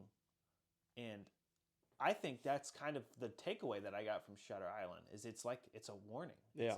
It's a warning to keep, your sanity, to understand that you have to deal with dark things that happen in the world. Right. Which I think is a good message. Yeah, it's not bad. I mean, yeah, I could see where that would be a good takeaway. I don't know if I'd have to watch it again. I should watch it again just to see if I still feel the same way. I think you'll still like it. Yeah, I mean, it's such a well done. There's also the fact that, like, I can appreciate really well done movies like Joker, the 2019 Joker. That's a really well made film. Even though I don't like the message of it, I don't like the movie. It's too dark, and it leaves you feeling like, all right, we're cheering for this psychopath. Yeah. The scene that I hated the most in that movie was when he's dancing on the steps after, like, brutally murdering that guy. And the way that they do it, it's almost like they're trying to get you to pull for him. Like, this is of course they are. They are. Yeah, They are. And this is exactly why I told you I'll never watch that movie because look, I'm not above pulling for a murderer because I like the Punisher. I like the But, Terminator. well, I don't know if I'd call the Punisher a murderer. He murders people Well, at its pure definition. I mean, yeah, he murders bad people. I'm not saying that I don't agree with the Punisher. Like he takes matters into his own hands, kind of thing. yeah, I mean, I I guess think you're it's right. I think it can be a scary message in the wrong person's hands. Sure. But he's killing people. Yeah. I like the Punisher. Yeah. I like gritty action. I like John Wick. He murders people. They're horrible people. I've never seen that. Well, I tried to watch the first John Wick and I couldn't get into it. That's shocking to me. Why? Like, how far did you get? To the point where they killed his dog. Oh, well, that's why. You watch like the first 30 minutes, the most depressing part. No, sorry. I was mixing up when things happened. It was the part when the I think he's Russian dude or whatever was telling the guy whose dog you killed is John effing Wick, and You didn't like that monologue of him explaining who that monologue gives me chills. I've heard that from people who talk about that movie. That is an iconic scene. Yeah, that's what I've heard. The fear in his voice, this mob boss, and he's like mad at his son who gets away with anything because of whose dog he knows what's coming. Yeah. Oh man, that's again like the Punisher. I love a one-man army. I don't care how unrealistic it is. Give it to me. I love that. And John Wick, the Punisher, Rambo. I've never seen the Rambos either. Oh my gosh. I think I would like those. Dude, yeah. They get a little crazy as they go, but the first one is so cool. He goes through that whole movie without, I'm pretty sure, I'd have to rewatch it. I don't think he kills anyone. He just incapacitates because they're mostly cops. And I don't think they wanted to send the message that a war hero would come back and kill cops. That's fair. That was made around the same time as The Godfather, right? I want to say it's the 70s. It might be 80s. It might be 80s. But Still, better movie. I haven't even seen it. I know it's a better have you movie. seen Equalizer? No. Oh my gosh. Denzel and Equalizer. One-man army. All right. Give it to me. I love that. And John Wick, man, I don't know. There are a couple other examples I could give. Like, have you ever seen Law Abiding Citizen? Oh, I couldn't. After the first... Look. It's brutal. It's brutal. It's so brutal. But... maybe I should try it again. But the thing that... I don't even want to say it. Plot twists. Was there a big plot twist in that one? I mean... Don't tell it to me because I might end up watching it. But Okay. I won't tell you the twist. The thing that turns him... He's like a vigilante, right? Kinda. Okay, well, the thing that makes him go down that path, whatever that path ends up being, is so brutal. The opening is brutal. Yeah. And it comes out of nowhere because it starts very happy tone, and without any warning, it goes into what happens. But the whole gist of that movie is he's trying to make a point. He's trying to prove how broken the system is. Because those guys who come in and do what they do, and you see it as the audience, so you know how awful it is, one of them gets off. He basically gets off with a slap on the wrist. The other one gets the death penalty. And that's why the other dude sold him out. Even though the one who got the death penalty, really in that scene, is the one who's more like, dude, what are you doing? Like, we were just here to steal some stuff. The real piece of garbage who does the worst things, he's the one who gets off. So you're really mad as the audience, and you really feel for this guy's pain. What he does is, don't spoil it. This is not the spoiler. He goes and takes matters into his own hands. I won't even get into details, and I'm just going to warn you if you do go to watch it, which I don't know, this might not bother you because of what did bother you. It's brutal what he does to this guy. It is brutal. They don't show anything, but just the implication of what he's about to do to him, it's brutal. The law gets involved. The lawyer who basically forced him, Jamie Foxx, his character, who forced the dad to take a plea deal and only get one of the guys, gets involved. They come, they detain him, and they're like, look, dude, both these guys were involved in this case with your wife and daughter. Like, we figured just enough out to like link them to you. And like they know it's like weak, but it's close enough where they're like, we could convince it in court. Well, he goes into court, no lawyer. Jamie Foxx and them are like saying, dude, he did it. Like he killed this dude. He murdered him in cold blood because he got off from blah, blah, blah. He argues his case and like brings up these other cases from the past and like you cites them as reasons he should get out. And the judge is like, I'm actually inclined to agree with you. And he does all this stuff. You got me interested now. I'm gonna have to go back and watch it. Well, just to tell you, the bottom line is he gets off, but before they end it, he starts like cussing out the judge, like calling her a fat B word and all this stuff. She's like, what is your deal? Like, you're about to walk out of here. Like, if you don't be quiet, I'm going to hold you in contempt. He's like, this is why we're here. You're about to let me walk out the door. You're about to just let me go. All right, well, now you've ruined the whole movie for me. Oh, yeah. No, I'm telling you, that's the setup. That like if you didn't get to that part, that's the set. The rest of the movie is the crazy part. Oh, okay. So all that happens before the movie really gets going. Like to me, that's all the first act. Like that's none of that's even the meat. All right. I just rewatched it the other day. I love that movie. Love it. How do you really feel about it? I adore it. I'd never seen you flick your hand that hard when you said. But I love that movie. my point in all that is in that movie, there's a scene where they go to a guy, they're trying to get information on him. They can't find anything. And they go to a guy who knows, it's like real deep stuff. And I won't tell you all the specifics because I'm not trying to ruin any more if you're going to go check it out. But he gives a similar spiel, like a similar speech about him as like what the mob guy does about John Wick. And it just, those kind of things where like another character is basically telling you, hey, if you're going against this person, don't. You're dead. You're done. There's nothing you can do. Stuff like that. They do it in The Punisher season 1. The Equalizer is another go I can't believe you haven't seen. And Denzel's like playing this like old dude and like, people, he's unassuming. Like no one thinks anything, but you find out later, like there's like a scene where he just comes and like he's trying to take down the whole mob because of some crap they did. And they're like, who is this? They don't have any information on him.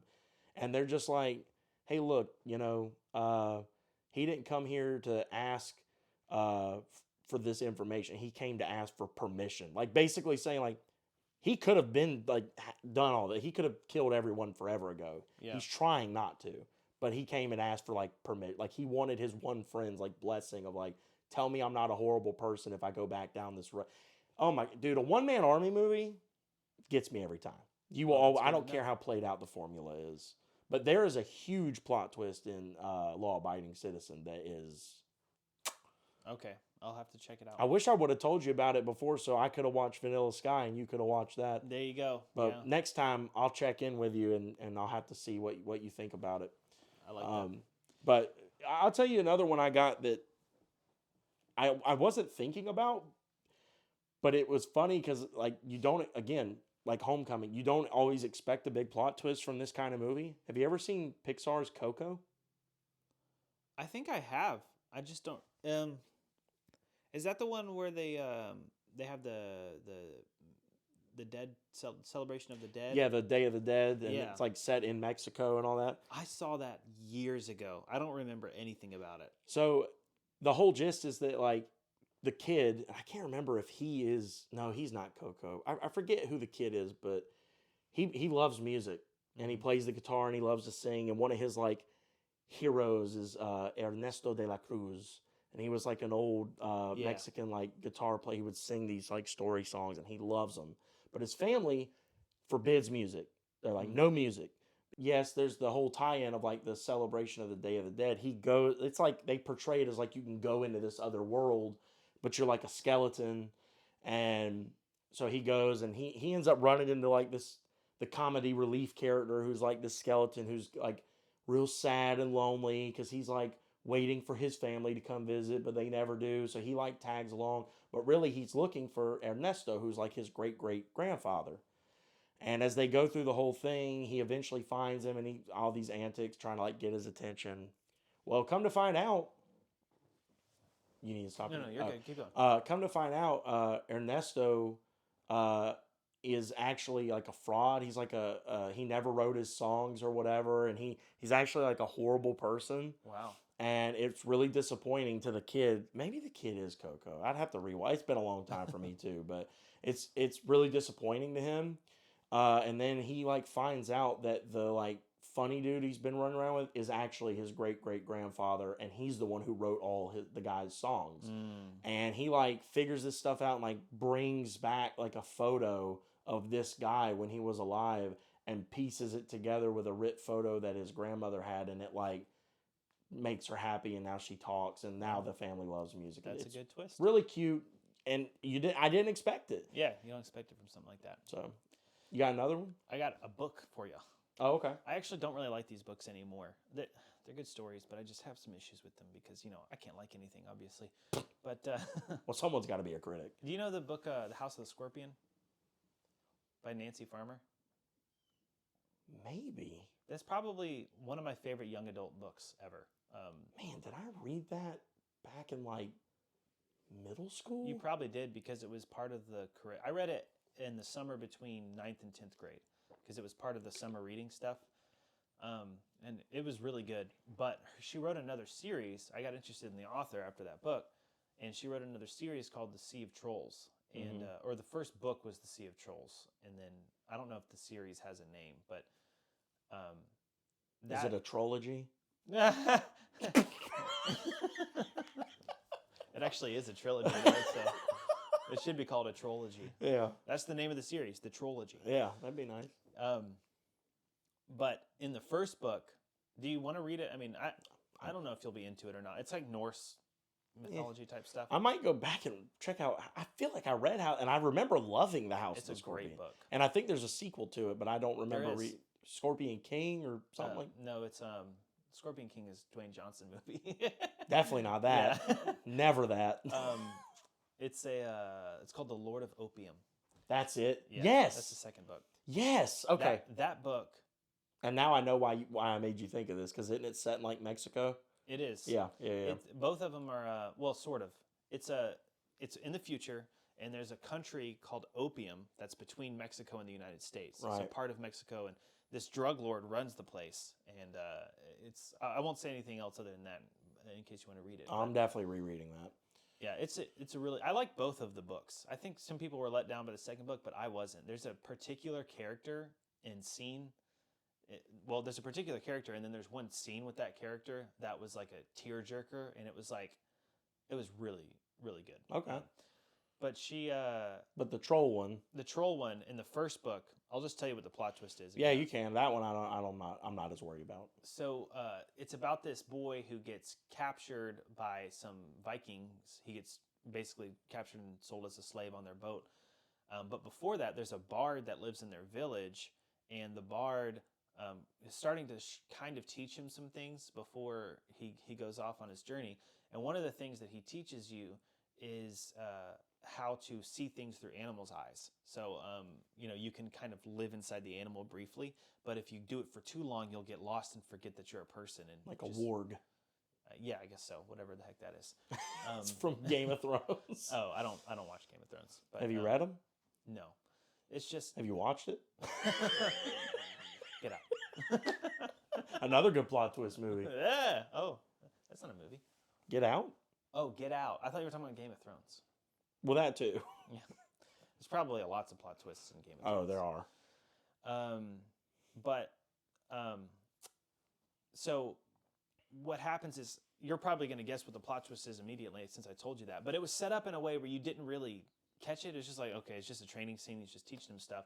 And like a good chunk later in the story, when that's long in the past, he's on the Viking boat. And this bird that he calls Boldheart just shows up and is like really friendly to him, and he becomes his pet. And he just and every now and then Boldheart does these things that gesture towards areas, and he leads you to something. And he's like, it's just like a trusty animal friend, like they have an animal companion kind of. Yeah. And then at the very end of the story, he finally makes it back home, and he realizes the bard, who after he got taken became the bird. Nice. And was watching over him and trying to help him. And that's cool. It's a cool twist. Yeah, I didn't realize that he was actually when I saw that at the end, I was like, whoa! It wasn't like a completely changed the trajectory of the story twist, but it was the But it kind was of a twist. neat little, yeah. Yeah. What made you kind of fall out of those books? I mean, they sound kind of like up your alley, like fantasy, YA. They took some jabs at Christianity. That's what what it ended up being like, in a way that I didn't think was. It had some, like, I'll give it a little. I understand that sometimes they just try to make it seem like this is a world where there's a bunch of different beliefs, and I totally get that. But it seemed like she was kind of pushing it in that direction, where it was like, it was one of those things where it was like all religions lead to heaven, and whatever religion you believe in, that's the heaven you'll go to when you die. So Vikings go to Valhalla, and wherever you go. But all the Christians in that movie are like, they're very obviously Christian, like they say they are, and then they're the worst people. So it's, and his dad especially, it's another kind of like dumb dad kind of, and he's a Christian dad, so he's especially dumb. And she kind of harped on that so much that I was just like, I was finished with it. Yeah, and it's a real shame because she's a great writer. Yeah. And the story is interesting, like I told you. I mean, but yeah, and then the Bard stuff got to be a little too witchy for me too.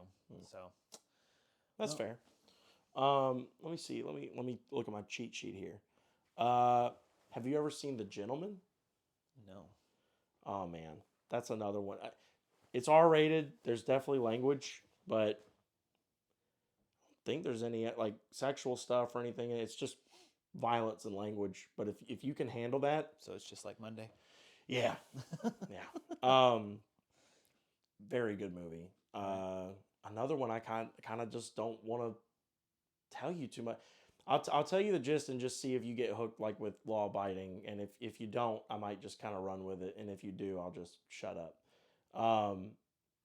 Matthew McConaughey plays a drug kingpin, but like strictly a weed farmer. Okay. He left. All right. He left the United States and he lives in the UK. Some part of London. All right. There you go. Some part of really London. bad. Some part of London or something, I think. And he like makes it big over there. Like he's got an empire, like millions and millions and millions and millions of dollars worth of weed farms. And it's kind of like one of the little plot twists is like how he does it. Like how in the world does he run it over there without getting caught? And it's kind of cool how you figure that out. But the whole gist of the movie is he's kind of done with that business. Like he put in the work. He clawed his way up to where he's at. He's, had a rough life, but now he's kind of a rich dude over in the UK, and he just wants to retire, chill with his wife, and be rich. So he's trying to sell his empire to some younger, crazy rich dude who wants to kind of move in and take over the business. Well, the story is actually told from the perspective of, at the beginning of the movie, I don't know if you know who Charlie Hunnam is, but he walks into his house and there's a guy sitting in his dining room who starts telling him, like, they know you can tell, it's one of those like show don't tell things. You don't really know where they know each other from, but you can tell from the dynamic they know each other. They know each other by name, and the dynamic is like, there's tension, like there's distrust, but there's a friendliness of like he didn't just immediately kill him for being in his house. Mm-hmm. So the whole movie is told from the perspective of this dude who's in his house has a movie script that he's trying to pitch around because he thinks that this whole scenario would make a great movie. And so he's like, let me pitch you this film. But also what he's really doing is showing him all the information he's gathered on their whole operation and the whole behind the scenes, like a blackmail thing. And he's like, hey, if you don't think this would make a great movie for me to put out to the whole world, you could just pay me to get rid of it. and he's like a real slime ball, but he's super hilarious the way that he talks to this like gangster British dude.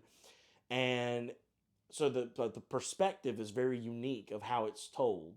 And then there's all these different parties that come in, and it's a very interesting movie, very cool. It's by the same. It's a Scorsese film. Okay. So I don't know if you've ever seen Snatched.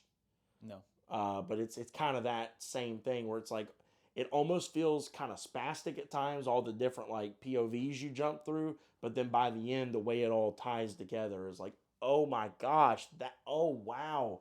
And you kind of start the movie in a place where you're like, what the heck? Like the movie starts with you just see it's Matthew McConaughey because of his voice, but you don't see his face. He walks into like a pub and he says, I want like a pint of something and an egg or whatever. And he sits down, and then you see him sit down and he's looking at his phone, and then all of a sudden you hear a gunshot and you see blood splatter onto the beer. And you're like, oh. And then it cuts to the Charlie Hunnam guy walking into his house, and you start hearing the whole story of what Matthew McConaughey is doing.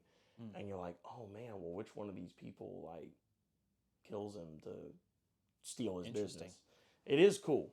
I don't want to say much more in case that's something, and I think it's on Netflix. Like I think you could just watch it for free. So it's a good one. It's another good one. Two just popped into my mind. What you got? Wow, that's crazy. That changes stuff. Yeah. Hello. We are 12. I forgot this. Oh, okay. A couple of them. All right, for one, I kind of already mentioned it, but 24 has an amazing plot twist throughout the whole series. Right. So it's a lot to commit to, though, because every episode's an hour long, and there's 24 episodes in each season, and there's 9 seasons. Technically 10 or 9.5. It's so much. No, I'm sorry. Technically 9.5. There's 8 seasons. Technically 9.5. There's 8 seasons and technically 8.5. With 9. If you carry the 1. No. All right. So now that that's over, Daredevil season 3, when you find out the lady, she shoots the guy across the table. You remember that scene? Nah. You don't? You've seen season 3, right? Maybe. Oh my gosh, dude! Did I just ruin it for you? I don't know. I don't remember this at all. I don't even know what lady you're talking about. So Did you watch The Defenders? now I'm tempted to say, don't even tell me what lady, because now I don't know if I've seen season 3. Season 3 is when you have the FBI agent. Oh wait, it was after Defenders? Yeah. I haven't seen it. Are you serious? You never saw Daredevil season 3? No. This is the first time I think ever That you've seen something crazy in that realm in that I Marvel. haven't. Yeah, because you're the super. Oh my! I feel so terrible that I just. I told don't you know this. what you're talking about, so Okay, I don't well, think it ruined anything. I have no idea. I let couldn't me- even begin to imagine who you're talking Daredevil about. 3 has 2. Daredevil season 3, that is, has 2 extremely good plot twists. Okay. The way that So I would recommend you need to watch it. You just got to. I don't. We may have to do like a kind of a sequel to this where like we come up with a list of like we'll revisit this like in a few episodes or something where we've come up with compiled a list of like, okay, you watch this and this, I'll watch this and this. We come back and we'll Vanilla Sky this again where it's like, okay, what did you think of this? Yeah. Well, what did you think of this? I can't believe you never saw the 3rd season because I never watched Defenders and I You never watched Defenders? Because okay, well you got to watch. Well, Iron Fist, Luke Cage, and Jessica Jones were all kind of letdowns for me. fair. So watching them team up, I was like, I don't really care that even Daredevil's in this. I don't think I'll enjoy it. So, and not to mention, it started getting a little formulaic to me where it was like in the first season of Daredevil, there was that epic hallway fight that everyone loved. So in season 2, they were like, oh, well, we'll ramp it up. And they did like the Punisher walking through the jail cell fight, which was similar. And they had another Daredevil hallway fight. And I was like, okay. Then in the Defenders, that was like their big selling point was, look, we got them all walking down a hallway doing a hallway fight. And I was like, okay, I'm sick of this. Like, come up with something new. Like, you got a group of people here and you're going to cram them all in a hallway. And 2 of them, their whole thing is they're just really strong. They're just going to be slamming people. Like, so I was like, okay, I'm over this. So I never watched Defenders. Then when season 3 of Daredevil was coming out, I was like, oh, finally, like, okay, I'll watch that. And then everyone was like, dude, the way it's going to pick up from Defenders. And I was like, oh man, I have to see Defenders to understand like where that picks up. All right, well, I understand that. I watched the first little bit of Jessica Jones, and then I never watched any of the spin-off spin-off shows after that, because I was like, I don't care about these characters. I watched Defenders just because I like Daredevil. Mhm. I don't actually mind the hallway fight scenes. Now that when you bring it up that way, it's like, yeah, it does get a little overwhelming, but they're also really cool. So, No, I mean, I'm not even saying they're done poorly. there is another type of fight scene that takes that to a new level in season 3. So it might satisfy you there. It's kind of like a similar vibe as the hallway, but it's done on a new scale where it's like, darn. So I think you'll like season 3. You really don't have to watch Defenders. I actually really like Defenders. Okay. So, and this is coming from someone who agrees with you about the other shows. Iron Fist was super annoying. I did not like his character throughout that season. I mean, that show, yeah. But other than that, it was a pretty entertaining. It was a good classic Daredevil. But season 3 of Daredevil was the best of the 3. It was like, wow, so good. That's high praise. Yeah, because I loved that show. And then you don't really have to watch Defenders. You can if you want to, but I can just tell you, all that I'll tell you is that, would it be okay if I gave you just the tiniest minor spoiler of Defenders? Of Defenders, sure. Okay. Season 3 starts off, he's recovering from the last fight in Defenders, and it like kind of hurt him in a way that he doesn't think he can recover from. That's all you really need to know to start season 3. Pretty much nothing else ties into Defenders in the rest of the season. Okay. So you just need to know that he's recovering from that. Okay. I think that it's been like years since I watched the season, so I might be a little bit wrong, but I know the core story and how it plays out. My only dislike with the season is there's a little chunk where they go veer off on this storyline that really is completely pointless. It's like, it gives you a little more information about one of the characters, but other than that, it was completely unnecessary, and I was so happy to be through with it. That's my only caveat to that season. But the rest of it, and the way it ends, the 2 plot twists are just like, blew my mind. Okay. And then the way it ends was like really, really cool. So I'm assuming then you're very hyped for March. Oh yeah. Yeah. Yeah. Super. I love Daredevil. Like when the first season came out, I was like, this is awesome, because it felt like, and it wasn't part of the MCU at that point. It was just a Netflix TV show. It was, but very lightly. Like they kept referring to the Avengers, the alien attack in Avengers as like the event, like, but they wouldn't name the Avengers. I think they name dropped did that 4. in Daredevil in the first 2 seasons? Well, in the first season.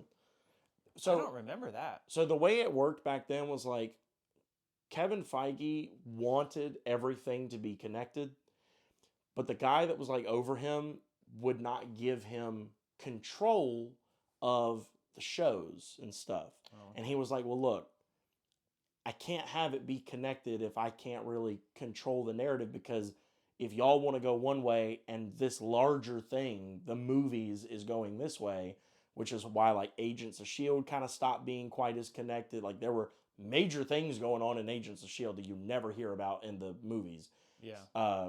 Daredevil and stuff, like they're in New York, a lot more street level, but still some of it was serious enough where you'd think you'd at least hear something about someone. You never do. And a lot of that is because Kevin was like, look, if y'all are going to go like this way with it, we'll just say that they're lightly connected, but you don't really hear any hardcore. You hear a couple references, mostly I think in season 1, maybe to like Thor or like some main Avenger stuff, but that's it. Okay. But I do think we need to start wrapping it up. We're coming up on time. So okay. Dang, that threw me off. I was gonna ask you something else about Daredevil, but I can't remember. Oh well. About the 3rd season? It might have been, but I can't remember now. Oh well, no, it was a ask you about the 4th season. Just I guess, and I asked you, just asking if you were excited about it coming out, like Kingpin running for mayor and all that. Like, I think that's really gonna tie in with Spider-Man stuff. The only thing I'm not excited about is King. I'm tired of Kingpin. I don't like the actor who plays Kingpin in the Daredevil series. Really? Yeah, I don't think he does a good job. That's a hot take. I just he's like That's a plot twist. he's. I feel like he's trying too hard to be like this sophisticated mob boss guy who like secretly likes the delicate things. It comes off to me as I feel like That maybe might- you just don't like his cadence. no, it's not that. I mean, I understand the character that they're going for, but it feels like he's trying to be that way. It doesn't feel like he's authentically that way. Well, I'm saying, like, for me, the thing that pulls me out of him the most is, like, his voice, just how he talks. Exactly. It's not that I feel like he's, because that dude, Vincent D'Onofrio, is I've seen him in other stuff. He's Yeah. a phenomenal actor. He's a great. I think it's But probably directing. It's how he talks and as that character. I can't stand that, like, breathy, like, his cadence, just how he says sentences. I'm Yeah. like, I can't. Like, that's my one gripe with John Wick, going back to that. Keanu is not a good actor. I agree with that actually. He- I love Keanu Reeves as a person, Yeah. and he makes some good movies. Yeah. But his acting is He a has little- no range. Yeah. No vocal range. It's like, I was just talking about this the other day with my family. I was saying, like, no matter if it's a scene that's supposed to be very relaxed and chill or a scene that's supposed to be very intense, his voice is always like right here, like Yeah. like on the edge of intense. It never gets more calm. Would you like some tea?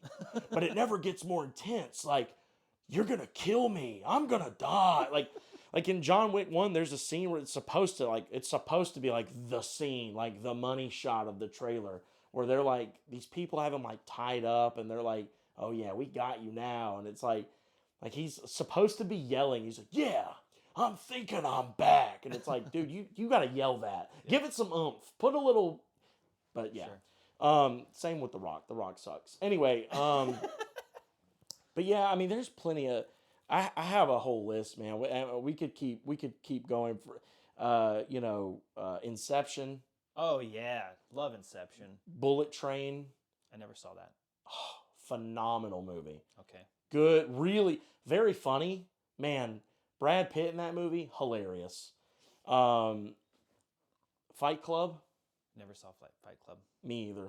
Well, I've seen most of it, but like, but you know the twist. yeah, I know what happens throughout the whole thing. Like, do you know the twist? I have heard it before, but I forgot it.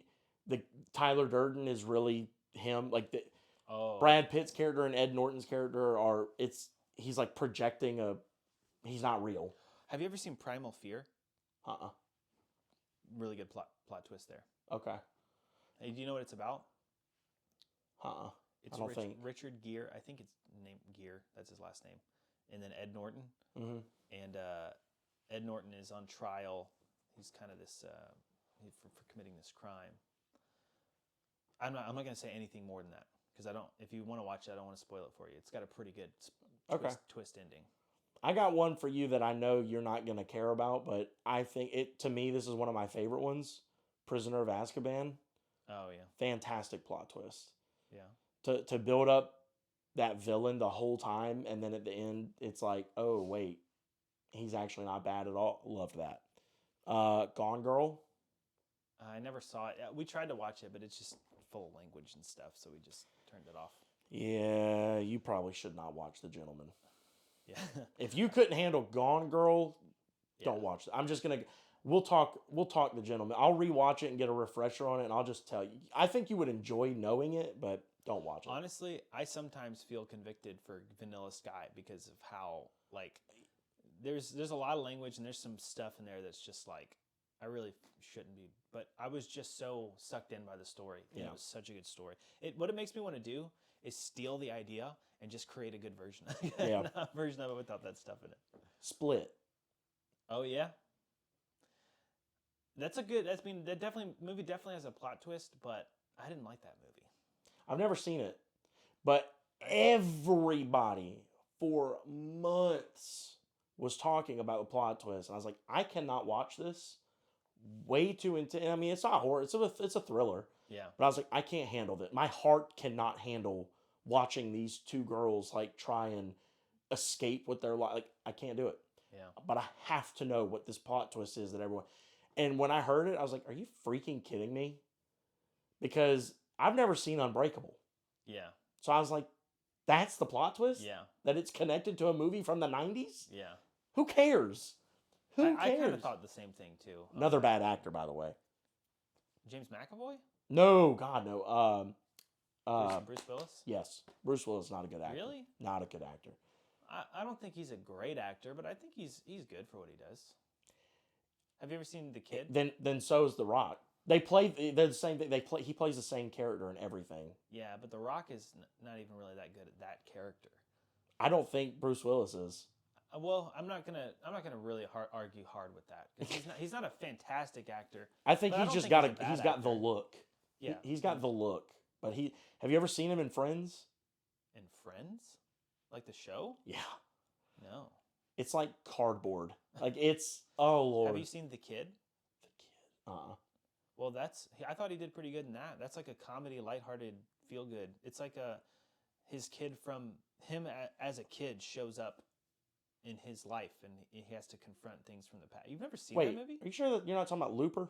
No, it's definitely not Looper. Okay. It's called Disney's The Kid. Okay. No, I haven't seen that. Wow, that was like a big movie in the '90s. It was yeah, it's a good movie. And he's not like a fantastic actor, but he's good in that movie. I Looper will be believe. another plot twist contender. You know, I don't think I've seen. Is that the one with Hayden Christensen? No, that's the one with Bruce Willis and I'm thinking of Jumper. the one the guy who plays like Robin in The Dark Knight Rises. And Joseph Gordon-Levitt. Yeah. Yeah. And he plays like the younger version of himself. Oh, Bruce okay. Willis is the old version. Yeah. Yeah, Joseph Gordon-Levitt, great actor. I haven't seen him in enough to agree with that. Have you seen 10 Things I Hate About You? No. Are you serious? Mhm. With Heath Ledger? Mm-hmm. I haven't seen it. Oh man, that movie is hilarious. It's slightly on the inappropriate side. Well, a lot of comedies are. That's true. But I mean, if you're talking about 10 is the worst, it's probably at like a 6 or 7. It's not terrible, but there are some scenes that are but they're really funny. Last one I'm going to throw out. All right. Another scary movie that I have not seen. I wouldn't call it horror, but more of like a heavy thriller. Black Telephone. Never even heard of it. So it came out like a few years back. It stars, is it Ethan Hawke? I think it's either Ethan Hawke or Kevin Bacon. I can't remember. We're just like Kevin Bacon. Yeah, people are gonna kill me for getting them confused. Anyway, one of them, he's like a magician in this like town, but he's like a real creepo, and he kidnaps this little boy and takes him and like locks him in his basement, and there is a black telephone, like a landline, on the wall down there. It's like the only thing in there. That and like a dirty mattress on the floor. And the kid, like when Ethan or whoever walks away, he like picks up the phone to try and call for help, and it's it doesn't work. It's like a dead phone. And he tells him through the door, he's like, the phone doesn't work. It hasn't for years. And then he walks away. And then like later in the movie, the phone rings, and the kid's like, what the heck? And he picks it up, and he's like, there's a voice on the other line. It's another kid. And he's like telling him, hey, you got to do this. You got to do blah, blah, blah. And he's like, oh, okay. And he hangs the phone. And then it like again later, and it keeps ringing. And it's these different kids. And they're like telling him like, dude, you got to do this, do that. And they're all giving him different directions. And what you find out is that they're all like ghosts of these other little boys who have been kidnapped by this guy. And they each got a step further in escaping before they died. Wow. And they're each giving him like their thing. Hey, now do this. Hey, now go here. That's creepy. And they're like helping him escape so that he can actually get out alive. And the whole time, there's a little girl who was friends with this boy, who she's like having these dreams that are like helping her lead the cops to the right place where this kid is locked up. Like she's almost like communicating with him via dream. That's crazy. Yeah. Wish I could handle it because it sounds very good, but I can't. That's an interesting idea. Something about kids getting kidnapped, because Split was the same. I was like, I can't do this. You saw Sound of Freedom, right? Yeah, but I didn't want to watch it. Yeah, I don't. My blame you. mom like made us all go as a family because she was like, "We're going to support this movie," which I was fine with. I was like, "Look, I'll buy a ticket. I just don't want to go watch it." Yeah, And she was like, "You're watching it." I was like, "Okay." So we went. it was and hard, dude. It was hard to actually watch. easier to watch than I thought it would be. But then I'm like thinking, then I don't know if it did its job because I feel like it should have been harder to watch than it was. No, because it was for a different audience. This isn't an audience that you want to, like, the goal isn't to make you feel sick and raw and like do, Right. I mean, I'm kind of actually surprised to hear you say that because I actually did feel like it was hard to watch for me. Like there were some scenes that was like just made me sick to my stomach where I was like, it's based on a true story. That's the worst thing about it. Yeah. I mean, I guess I'm not sitting here saying like it was fun. I wasn't like, Yeah, I know. this is dope. I want to go watch it again. Like, I mean, it wasn't like that. It was more just like, I'll put it like this. It's a problem, and I'm not saying it's a good thing, but because of what is normally put out there, I think myself and a lot of people have become somewhat desensitized to certain things. That's fair. And I think the bottom line is if you wanted it to hit home harder and like really drive home your point, you want to toe a line, Yeah. but I think they should have towed it closer. I think like if the line's here, they were like here, and maybe they should have been like here. Like they got their point across. I'm not saying they didn't. Like you said, there's some scenes in it that are like, this is hard to watch, but that should be the point. It should be hard to watch. It shouldn't be a movie that you walk away from going, oh, I've seen worse than that. Yeah. Well, you shouldn't because that's fake. This is real. Like this should make you come. Again, your point being there should be a message of hope, but it should hurt to watch that. And Sure. I came away from hurt it. me. Like Yeah, I think you're right though that like, but I also think that goes back to the audience. I don't think the kind of audience who was really going to that film is the kind that would be desensitized to stuff like that because they're not probably huge horror fans or. Well, I hate horror and I hate thrillers, which is why Well, they probably are the kind of people who wouldn't usually watch Vanilla Sky, maybe, but then I guess that's my whole thing. Of course, I guess no matter what they do, like however they package it, it was never going to reach the kind of audience that really needed to see it. Sure. But regardless, yeah, that's kind of what came to mind for my plot twist list. Well, this has been a fantastic afternoon. That started at 8 a.m. Yeah. Yeah, isn't that? Oh, yeah, I guess you got here like 8:30. Yeah. Yeah, you got here early. Yeah. Cool. But yeah, it has been. It's as always. It's been fun. Rambling. Twists. If we missed any, tell us in the comments. Yeah, please. I'm sure there are a billion we'll think of as soon as we turn this stuff off. But yeah, please feel free to leave us comments. And our email is. It's a long one. All right, because every short option was already taken. Right. So, but it's just the name of the show, Storytime with Chris and Daniel. 64732-859-3222211. Don't listen. Don't listen to anything he's saying. Storytime with Chris and Daniel at gmail.com. So you can email us and we'll read it. And don't send us hate mail, though, because we're people. Please keep it tame, keep it respectful. But yeah, if you have any films, books, anything, games that like with stories that you'd want us to talk about, dissect, ideas for topics. If we missed anything that you'd like us to touch on, I'm never opposed to doing a sequel episode of something. So definitely, please reach out with your ideas. I feel like you thought I was being 100% serious when I was like, "Don't send us hate mail," because you were like, "Yeah, let's keep it tame." No, I'm being for real. Well, for sure, yeah. It's not like I want hate mail. I was gonna say you could be critical without being hateful. That's true. And if you're hateful, I don't know. I don't know where I was going with that. Spam. This was clearly sitting to the wrong people. Take this. That was meant for story time with Daniel and Chris. Yeah. I don't know who those guys are. Yeah. When Daniel runs things, it's just I understand hating that. Yeah, right. If you weren't running it, this probably wouldn't happen. Well, anyway. He thought about it. He's like, he's right. Yeah. But seriously, thank you guys for tuning in again. Obviously, this time we're adding video. We hope to see it grow each time. You might see us in a few different spots, but we're trying to get this thing rolling and get it off the ground, and we're having a good time doing it. So You sound like Dusty Slay. You know who that is?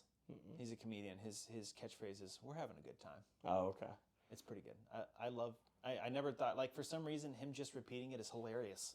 You know? So for some reason, I don't know anything about like catchphrases or anything, but get her done. I don't know. There you go. You know, Oh, that's one too? Yeah, that was Larry the Cable Guys. Oh my gosh. Wow. Well, Anyway, good morning, good afternoon, and good night. you butchered that. Is that one too? You got me there. I was like, trying to see "You how many I seriously?" could get before you were like, what in the world? All right. Anyways, we'll catch you next time.